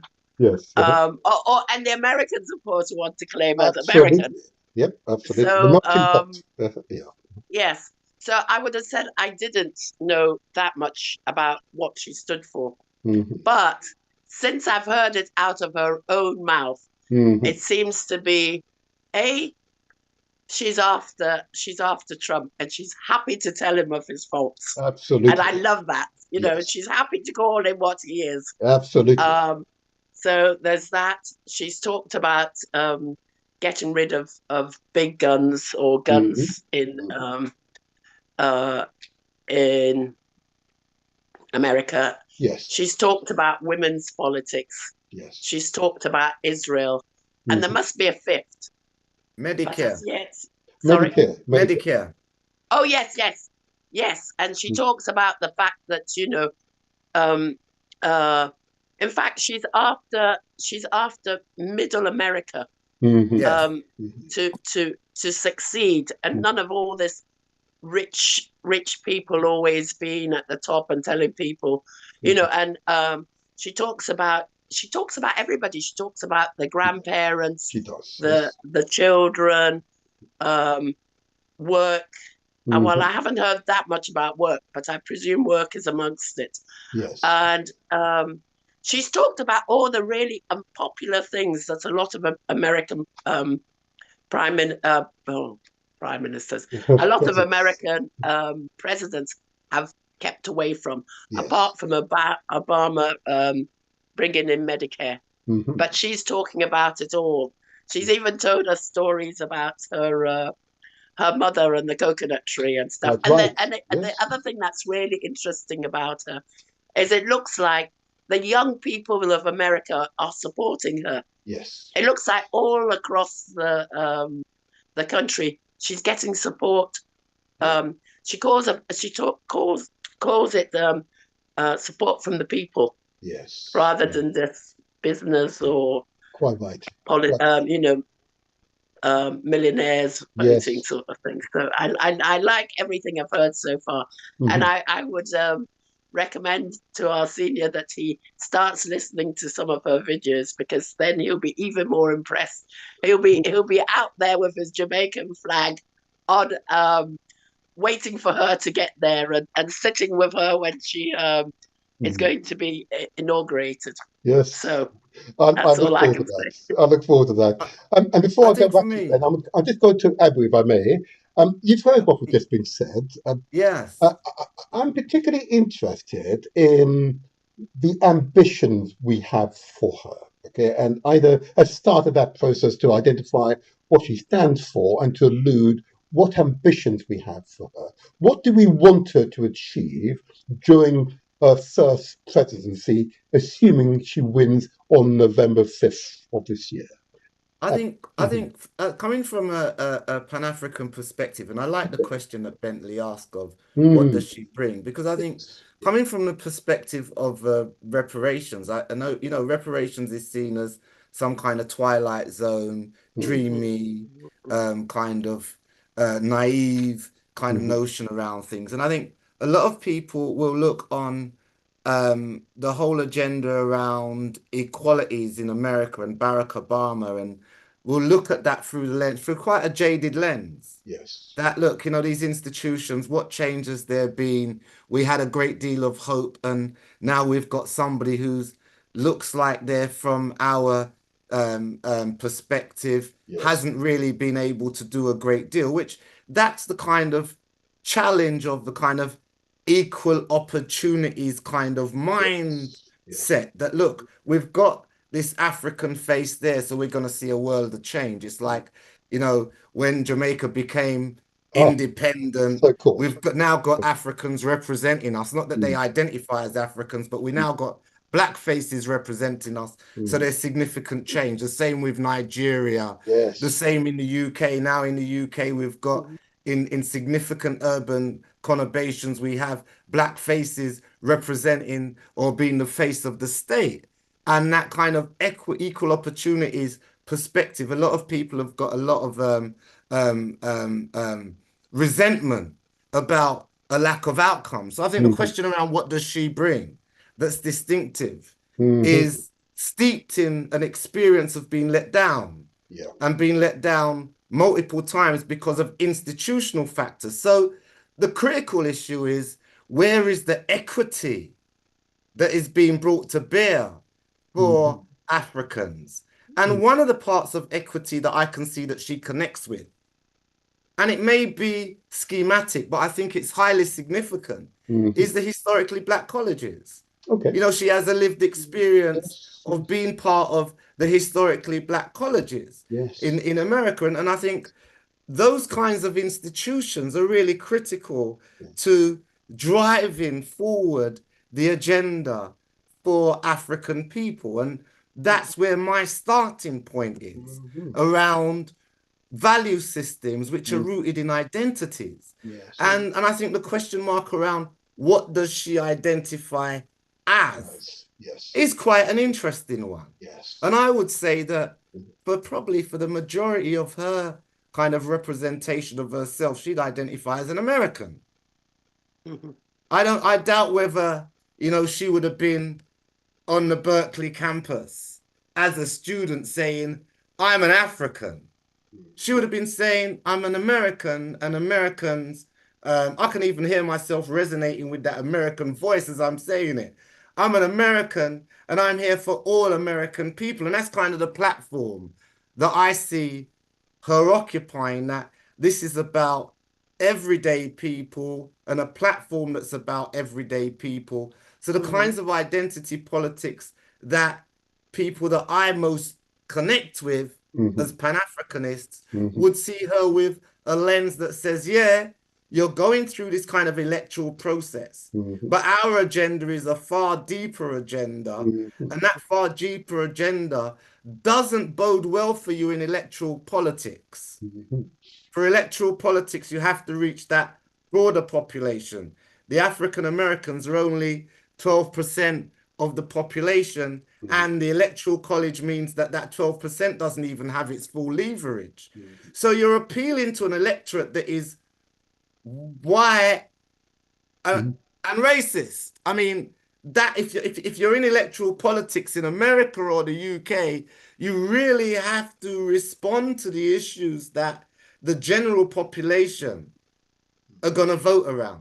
And they're not going to vote around. Just pause there for that. It's okay, pause there, because you've made a series of interesting observations.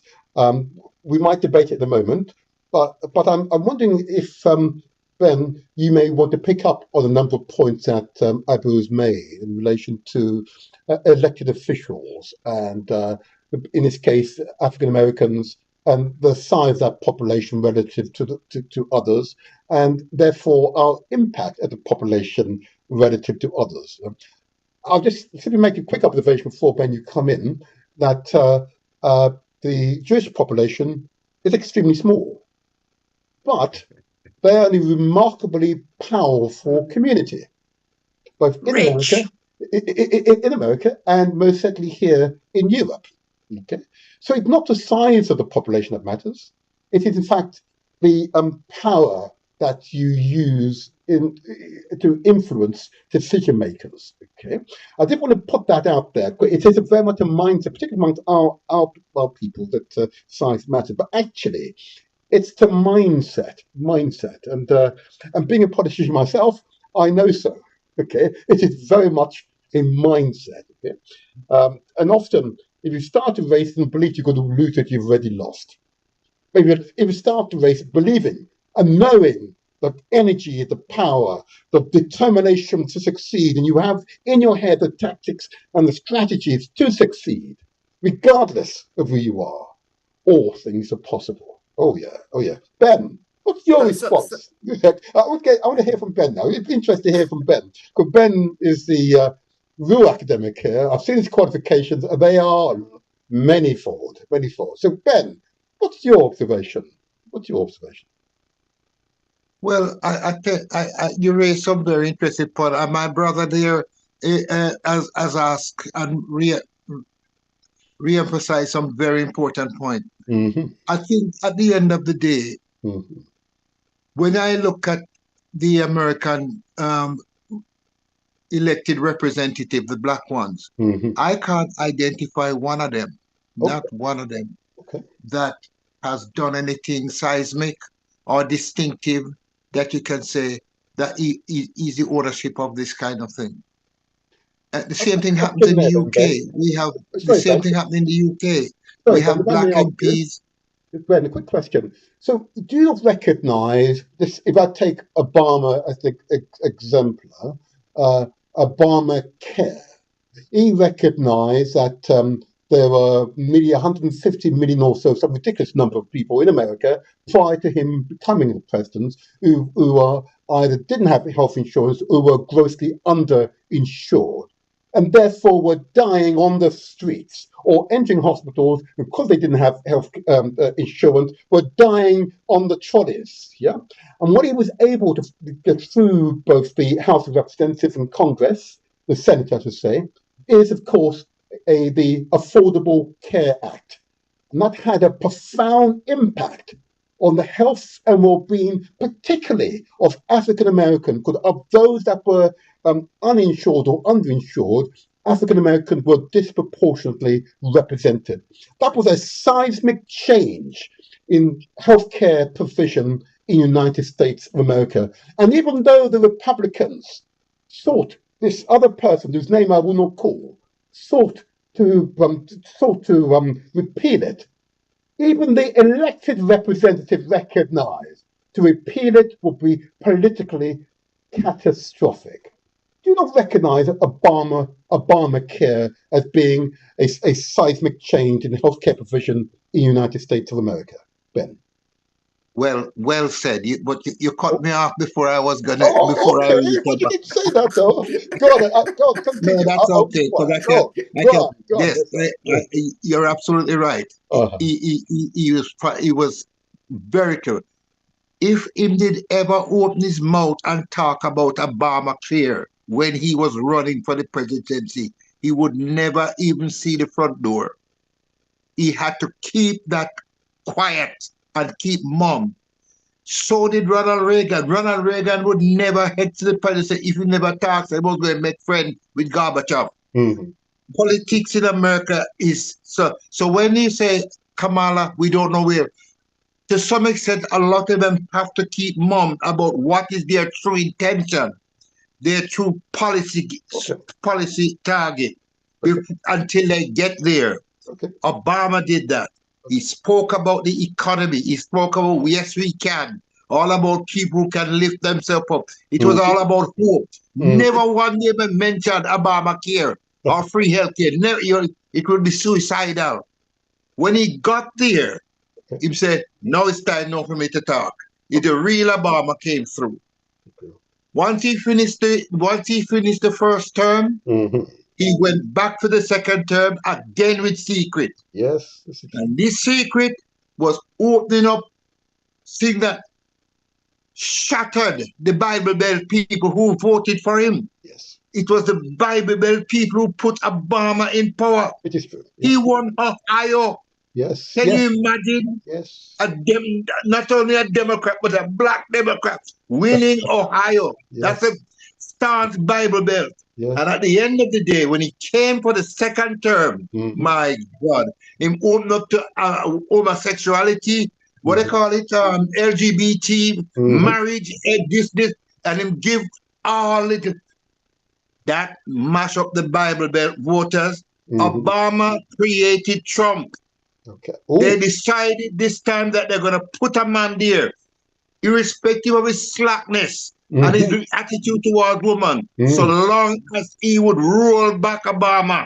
It was Obama that created Donald Trump. Donald Trump has been hovering for years, trying to get onto the political ladder and couldn't find a footing. But Obama gave it to him. So what we're looking at American politics is 2/3 of the voting population are Bible Belters. But Obama was able to get them on board with the politics or the policy of hope. Yes, we can, so and so. And as a result of that, he never talk about black issue, never mentioned it once. Never tells us, but he kept it there. And when he got to the presidency, that's when he opened up. So did Ronald Reagan. Okay. So at the end of the day, we have a woman there now, a young woman from, in terms of relationship to me, who is running and seems to be gaining traction. Okay. I can't say what she stands for, but I can't rule out the fact that she has an agenda. Okay. Yes. That will be revealed as if she makes it to the White House. Thank you, Ben. And being a politician myself, it is astute how you describe your viewpoints.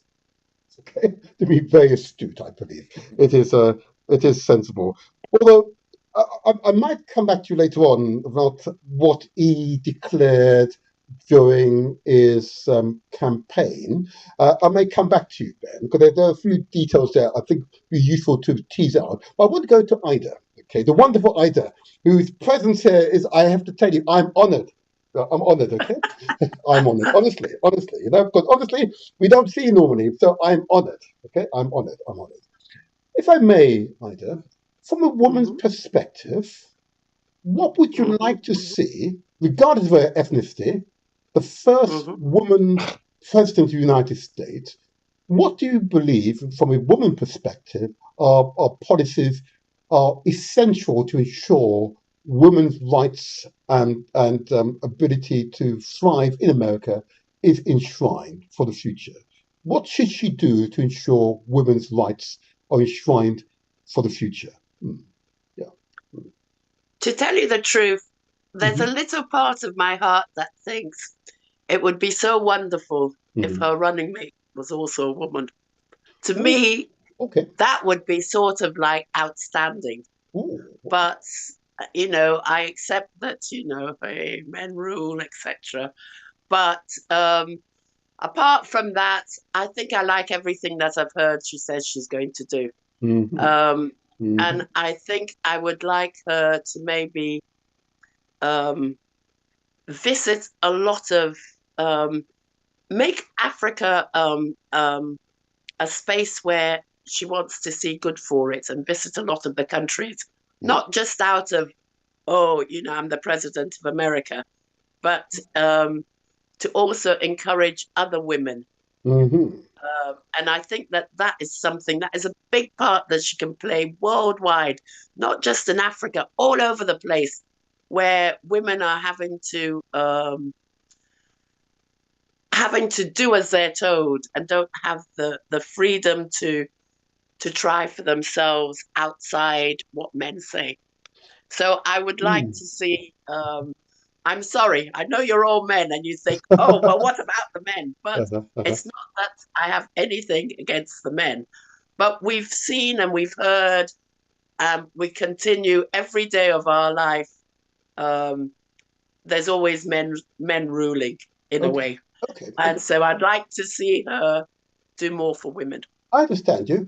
Can I just make another one of these observations? Because I hear what you're saying. And maybe because I'm a man, it's a different perspective when I'm observing in relation to women. I suppose in my public life, I have not seen men actively prevent women from achieving their ambitions. Can I think of Kamala, for example, when I did the research, I was doing this research for her, okay?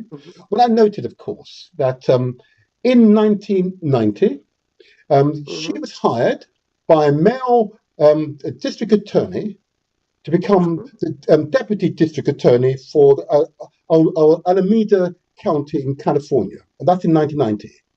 In 1998, the district attorney would also invite her to become the assistant district attorney for San Francisco, where she was then responsible for 5 other district attorneys, and she became the principal prosecutor, prosecuting those who involved with homicide, burglary, robbery, and sexual assault cases. In 2000, she ran on the basis that she opposed what they called over there Proposition 21, This mainly affected African American youngsters, where Proposition 21 enabled them to be tried in adult courts, and she strongly opposed that. Okay. In 2003, again, she's surrounded by primarily men.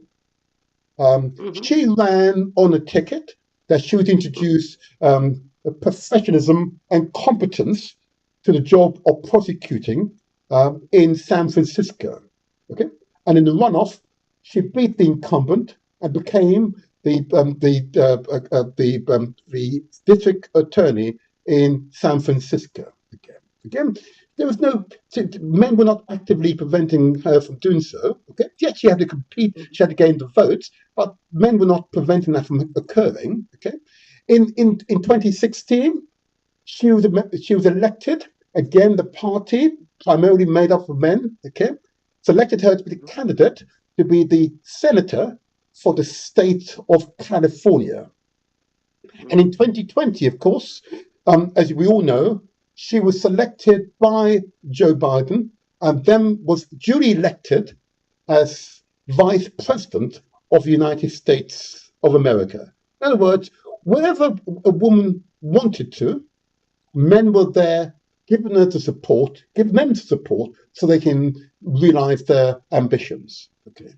So whilst I hear you, there's some of this narrative that men are somehow, there may be some men, don't misunderstand, some men may well do so, but generally, in my experience, whenever we see women in our midst, we want to honour, respect, and give them that support. In fact, in my own party, the Labour Party here in the UK, okay, there's a very clear rule in our national rule book that 50% of those in leadership must be women. I say it again, at least 50% of those in leadership positions must be women. It's enshrined in our national rule book. And as a result, this new Labour government we now have, you see women, if you watch some Prime Minister's Questions Time, you see the front bench and there are women well represented. The Chancellor for the very first time is a woman, for example. Okay, so I think, go ahead. This is really first time hearing that. Oh, okay. And that's why this dialogue is so important. That's why this dialogue is so important. Because, of course, what we want to do, particularly for young girls who have ambition, got the intelligence, got the will, got the way, want to enter politics or the law or other professions where they perceive our male-dominated environments, that in fact, the law in this country in particular, I can't say for the United States, but most certainly here in this country, it is illegal. Sexual bias, sexual discrimination is actually illegal. And the Equalities Act enshrines that fact that it is illegal. It was very much a Labour Party's policy, which was implemented in 2010, which we are all benefiting from today. Yeah, go ahead. Okay. Brother Martin, all I can say to you is that you need to tell people on your show that every week that it is illegal. Because I don't think most people know that, and it's not that it's not that I'm just bigging up women because I see their faults, I hear their faults, but it's the fact that we're 2024, yes, and how many women are there that you look around who are really anywhere in power? It's a struggle. It's a struggle, and that's what I'm really bringing up. It's not that I'm anti-men. It's not that it's just that all my life it's always been men, and I don't. Fine. That's. I would just like you asked me what I'd like to see her do. Yes. And that's something I'd like to see her do. Thank you. Let me go to Edward. Thank you, Ida. It's so beautiful. You got me jumping off my seat with this debate because I think the whole point about inequalities, yes, and structural inequalities, yes, and what Ida is referencing are structural inequality. Yes. And I think when Bentley's speaking about seismic change, we're talking about excuse me if I'm putting words into your mouth, but what I hear him saying is seismic change is about hitting at some of these very significant structural inequalities. And one of those structural inequalities is the way that women experience institutional life. And when we're looking at institutional life, there's two ways of looking at it. You can look at the individual. Yeah, you can get the tokenistic individual that flies through. I remember when I was in school, I grew up in the UK. When I was in school, because my parents were quite sharp, I was able to fly through. And I remember the little white children saying to me, or so-called white children saying to me, "You're not like the rest of them." You know, that storyline kind of goes through your life. Like, you're not like the rest. You can come in. You're all right, mate. But the others can stay out. So that kind of tokenism allows a stream of tokenistic kind of entities to go through as individuals. You one can go through as an exotic. But don't make 5 of you or 10 of you try come through, because then you're going to see problem and worries. So the whole issue of the individual and the collective are at play here. And I think when we look at Barack Obama and Kamala, was I pronouncing her name incorrectly as well? If I was. So Kamala, we're looking at the kind of individuals that rush through. So whenever you hear this thing about the first, you know, I find it really offensive, really. But I go along with it because it kind of resonates with people. And it, you know, the kind of way of getting change and social change is to go along with some of the popular debates and popular language to get some kind of movement.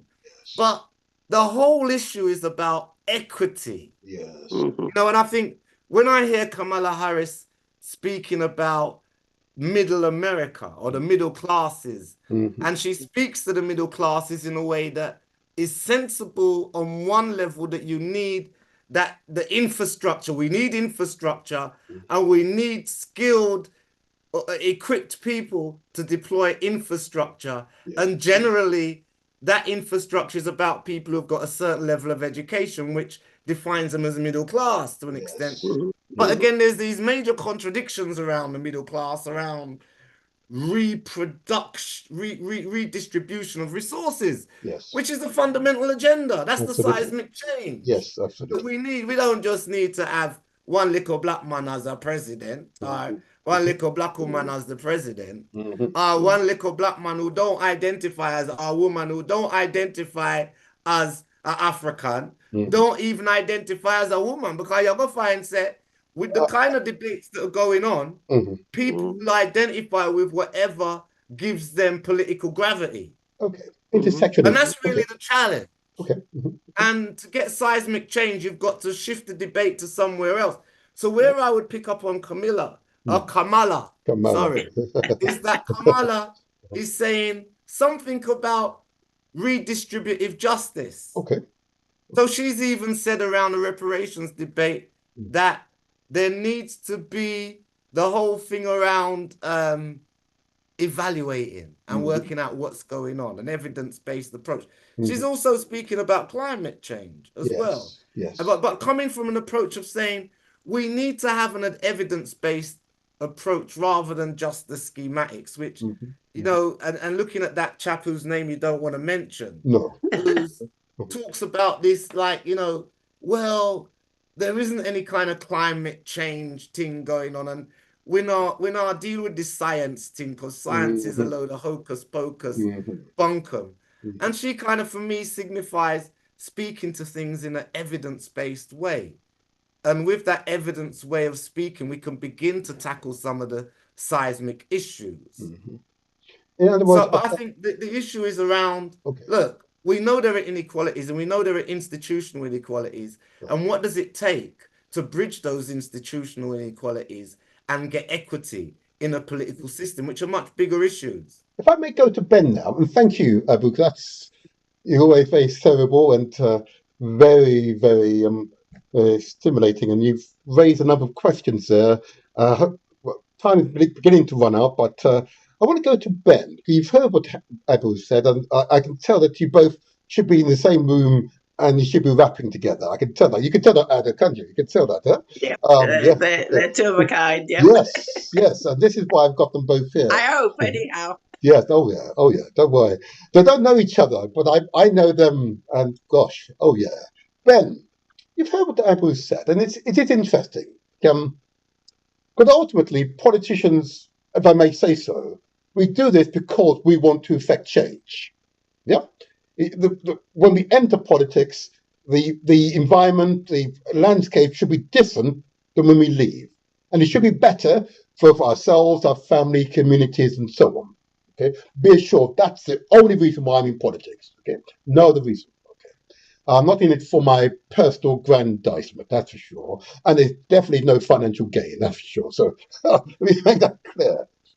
But Ben, clearly you have an ambition for a president of the United States, because as Abu alluded to earlier on, what happens in America has an impact on the entire world. Most certainly will have an impact on Britain, most certainly will have an impact on the Caribbean, and most certainly have an impact on Africa. There's no doubt about it. Okay.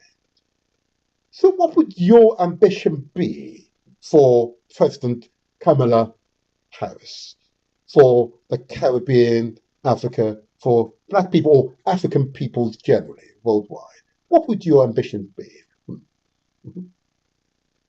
Well, thank you, Chair. I not sure about the word ambition, but what would be the advice be?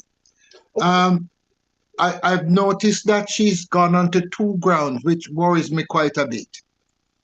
She started to set out as in a war against Trump and calling his name. If I was her advisor, I would say to her, don't even mention him. Indeed not. So let's not mention his name again. Let's not mention his name again. Just cast him, as the Bible said, into outer darkness. Yeah, God, sir. Yes, sir. Yes. The second thing, she started to take on Netanyahu. Oh, God. You know, at the end of the day, wait until you become president. Because Jesse Jackson went there doing very well in running until him come out with his limey. He mentioned a limey joke against Jewish people. And he was stone cold dead in the water. You know, you've got to, as the advisor, now you come to a man like Donald Trump, and what you have to do. Let's call him the man there. Let's call him the man there. No, man. Let's call him the man there. Don't call his name. Don't give it any. I've been afraid to him. Let me just hold up the cross like Dracula. Yeah, but what you have to do is to advise, and I've advised ministers in government in Jamaica, I've advised ministers in government when I was lecturing at a university in Africa. And so you advise, did you hear what ministers, political people come out with? You have to shake your head and say, no, minister, please, you know, because it's very excitable and so on, but you look down the road and see the fallout that can come from it. You have just my sister there. There is a great amount of input that needs to go into women, especially Black women in politics. Lord God, them need help.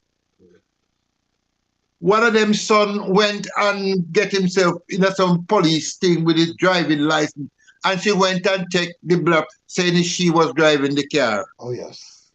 God Almighty. Yes. Another one, she a boyfriend and she a man and she have argument and she come to take acid and another one wait until it is Jewish what they call it, Jewish Passover? The annual Jewish Holocaust memorial. Okay.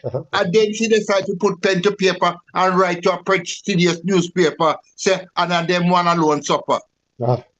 Yes. So where are the advisors for these women? And when the rest of it see, you're frightened. I'm frightened. Are you not frightened for some of the men? Some of the men are even worse. My sister, you're absolutely right. But when you're coming from behind, yes. You need to have that due diligence and make sure. But it's and so it is. So if you're looking at Kamala, I would say to her, the advice has got to be looking at the economy. Yep. Nobody can fault you about jobs, about education, about so and so. But once you start talking about women's issue, and you're not president, wait until you're president. Okay. Once you start talking about ethnicity and so, then the group interest, the ethnic divide kicks in. So people sort of say, so I'm out then. No, yeah. No. So that concerned me then. Yeah. All right. So it's only about black people, is it? Go on then. I love your captain. So it's only about the Pakistanis then. Once you start talking that you can hear the feedback. Yes. But this is a contradiction that we face, the challenge that we face. I mean, there's the tactical maneuvers, there's the strategic, which is the seismic change. Yeah. And then there's the tactical maneuvers to get into the position to do something. And then there's the being a human being. And somebody I tread upon your can hard. And it's very, very hard for us to not lick out. Right? And that's the challenge as a human being. Use the vote. Use the vote. Can I ask Ida? Ida, you hear me? Take the pain and go to the ballot box. Okay. Martin knows all about that. But I'm going to comment. I'm conscious we now only have 5 more minutes. I want to hear from Ida. So you've just heard the men responding to you. Okay, you've heard those responses. Okay, and some are fair and whatever, but it is what you would expect. Okay, and you've heard Ben, and I've got some sympathy for him because you heard what I said at the beginning that in politics you've got to be astute. I use the word very deliberately, astute. Okay, I have a range of views. I've got some very strong views. Be aware. You have to be astute because you have to. Your electorate is, indeed, most certainly my own, and generally is quite diverse. Okay, and therefore you have families who live side by side but profoundly disagree with each other. But I still want both families to vote for me. Okay, so us politicians appear to be a little deceptive, and I have to say because we live in a world or environment which is full of contradictions. It's a very difficult road to travel. Okay, but I come back to you, Ida, and it's this feminine viewpoint, and it's really important that these discussions include the feminine viewpoint. Okay. And you've highlighted a few issues. I can only tell you when I had a woman here on this show, and we were talking about the future of Jamaica. Okay, she didn't discuss politics, as it were. You know what she said? What we need to ensure is that we've got good schools. We've got good public transport. We've got good sewer systems. There is support for families. When you're in greatest need, access to clean water, continuous clean water, reliable electricity. These are those basic fundamental things that really matter to ordinary people. These are the fundamentals. If you're not satisfying the fundamentals, all these wonderful, highfalutin, forgive me, Ben, economic things don't matter at all. If the fundamentals have not been satisfied. I just want you to give us that feminine perspective. What should a woman, and she's a mother, and she's a very sensitive mother. I've observed her, and I've had to study her now. She's profoundly sensitive. That's why she spoke about those 2 issues, which, as Ben said, she was ill-advised to discuss those issues. I'm not going to say it again, what they are, but she was ill-advised to do that at this stage. She doesn't have the nomination yet, and she's not president. Okay, but from a feminine perspective, you share with us, if you were president, what would be your priorities, maybe top 5 priorities. Every man should listen keenly to what you're about to say. Oh dear. Oh. Please don't listen. Okay, I think that food and water. And I have great worries that a lot of the world is going to be in trouble with that in the next few years or whatever. But I think for a lot of people, that's where the struggle is, especially water for lots of people. And I think that land is also another issue which needs to be addressed. Yes. Education is great, you know. When I say it's great, lots of people get educated, lots of people go to university, and then they're without jobs. Yep. So if there's food and water, you could try to do something for yourself. Or at least it's not so critical then.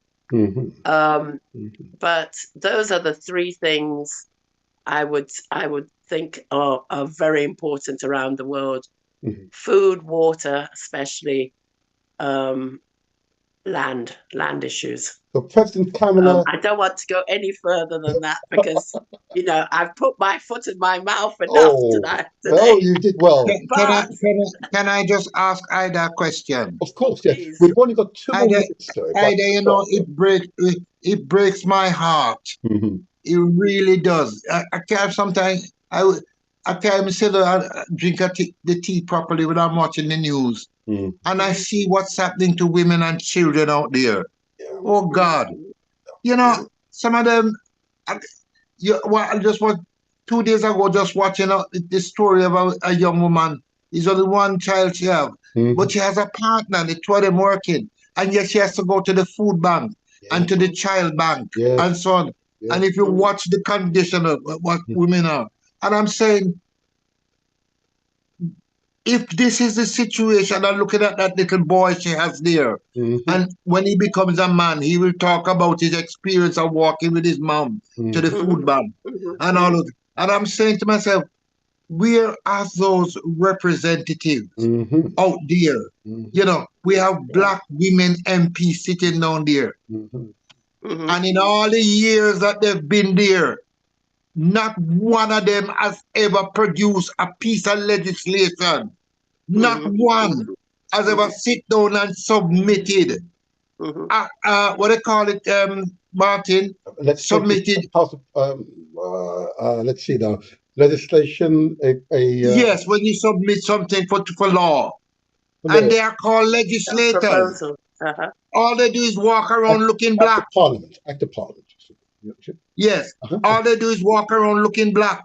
Okay. Sit down in a... It's awful. And I'm saying to myself, okay, Ben. Ida, those are the people that you need to say, what do you do? What are you really there for? I don't think the women out there that are suffering. Hold on, Ben. I'm almost out of time, you see, and you've asked either a pretty broad question, which I'm not sure we can tackle on this occasion, but I'm just conscious of the messages I'm receiving and on my screen, and there are quite a number of people who want to engage, and I've run out of time, unfortunately, because you've stimulated many. They've definitely stimulated significant numbers, and I can see on the other line I've got other people waiting. So what I think I'm going to do, I'm going to have a part 2. Okay, I'm going to have a part 2. Oh, yes, Ida. Oh, yeah. You did so well, Ida. So this is it, you see. You can't resist this one. But why is it important? Why is it important? Because this public dialogue is stimulating thoughts. And we are establishing standards, okay? These basic needs of human beings are profound and should be the priority for all politicians. And most certainly, for the first female president of the United States, it should be a priority for all presidents. But we hope that the first female president of the United States will promote these basic needs for all Americans, and indeed for all people around the world. I'm going to give you, Abu, 30 seconds just to give us your closing statement. And then I'll go to you, Ben. 30 seconds, only 30 seconds, because I'm running out of time. And then yourself, Ida, please. I've had my that's go. Great. I think for me, looking at Kamala and the impact that she can have, and she's spoken about no child should grow in poverty, and I think that would be something that will impact on women significantly and everybody else. No child growing in poverty, and also structural change, HR 40. She supports investigating the impact of enslavement. Yep. So I think that I'd like that to be something that actually, well, it's already there in the Senate, so she'll be in a position to be able to progress that. HR 40, I'll follow through on that. We may discuss that next strong, as it were. Thank you. Ben, please, 30 seconds. 30 seconds. Give us your closing statement. If you can do it in 30 seconds. What has been unleashed on the land in America in the form of Mr. Trump. Oh, I have never. It puzzled me beyond all measure that people, and it just says something about the American public that they can actually believe in a despotic type of person like him. Indeed. But Kamala might be the kind of exorcist missile that can take it down. Well said. Well said. Well said. Beautifully said. In 30 seconds, that was beautifully said. Ida, I'm going to give you just a few seconds. It's so important. Okay. All men Mine here, will be only, I hope she wins. Yes. I hope she wins. I can't ask for better than that. You know what? There's applause both for her and for you. There we go. Wow. Yeah. Yeah. Oh, yeah. There you go. That's for you. Thank you.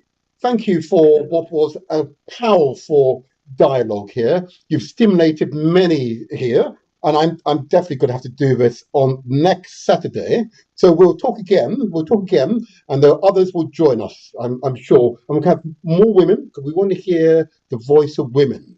Okay, this is a pivotal time in history for what is the most powerful country in the world to elect, finally, after hundreds of years, a woman president. Thank you, all of you. Thank you, all of you, for your contribution today. And I look forward to our future dialogue. Until the next time, I remain the Motivator. The Motivator Show.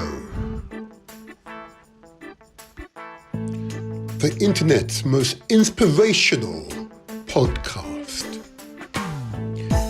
Every Saturday morning from 8 to 10 a.m. Kamala Harris, Vice President. Let's debate a future Kamala Harris presidency on The Motivator Show, the People's Town Hall. Yes!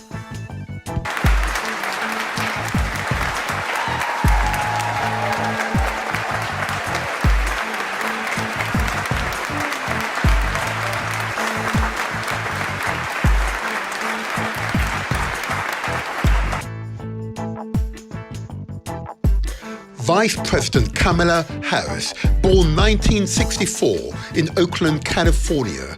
Her father, Professor Donald Harris, Emeritus Professor of Economics at Stanford University, born 1938 in St. Anne's Parish in Jamaica. Her mother, Dr. Shamaria Gopal, PhD, endocrinologist, breast cancer researcher, born 1938 in India, Chennai. Vice President Kamala Harris, legal and political history. In 1990, Harris was hired as a deputy district attorney in Alameda County, California. In 1998, San Francisco's District Attorney Terrence Hallinan recruited Harris as an assistant district attorney, supervising 5 other attorneys, where she prosecuted homicide, burglary, robbery, and sexual assault cases. In 2000, Harris clashed with Terrence Hallinan assistant Darrell Solomon over Proposition 21, a measure related to trying juvenile defendants in superior courts.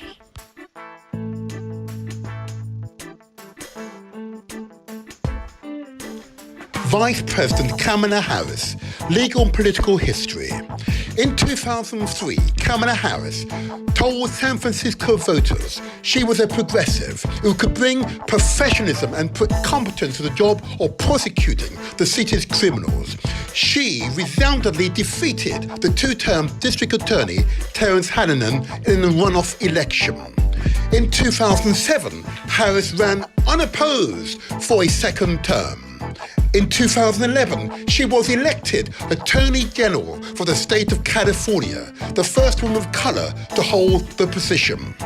In 2014, Harris was re-elected against Republican Ronald Gold, winning 57.5% of the vote.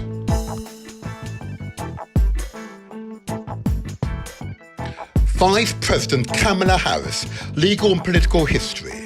In 2016, she was elected a member of the United States Senate to represent the great state of California.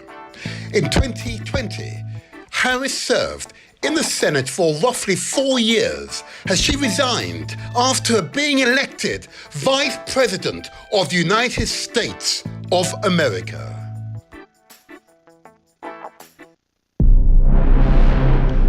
Donald J. Trump, the Republican Party presidential candidate, is a convicted felon. Donald Trump has filed for corporate bankruptcy 6 times. These bankruptcies involved his various business ventures, primarily in the casino and hotel industries. Donald Trump has been indicted or charged 4 times. These indictments collectively involved a wide range of alleged criminal activities, from falsifying business records and mishandling classified information to attempting to overturn the election result through fraudulent means, are but a few of his many devices.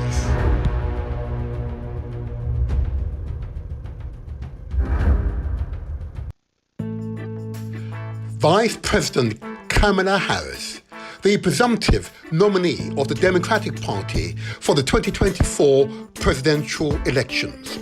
She has a series of firsts to her name. The first African American and first South Asian American Deputy District Attorney in Alameda County, California. The first San Francisco Assistant District Attorney. The first San Francisco District Attorney, the first Attorney General for the state of California, a first elected to the United States Senator for the grand state of California, the first elected Vice President for the United States of America.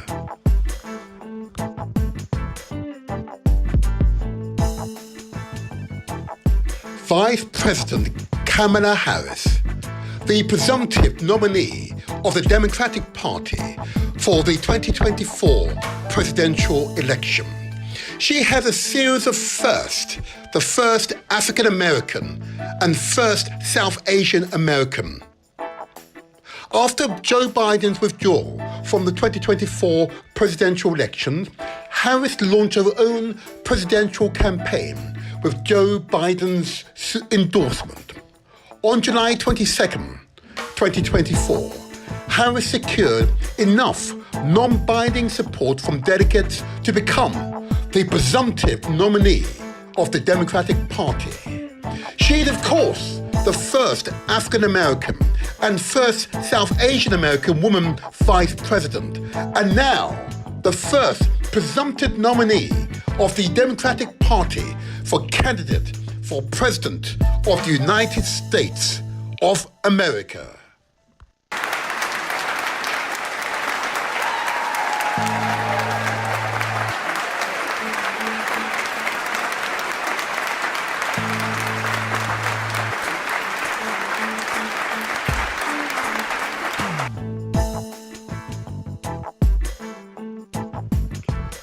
The Motivator Show. Success is ours for the taking. Subscribe to our YouTube channel. It's free. Press the like button and don't forget to leave a comment.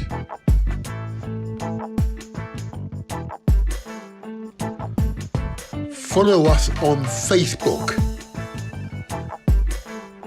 Give us the thumbs up and share with your family and friends. We are also on Instagram and TikTok. Follow us there too.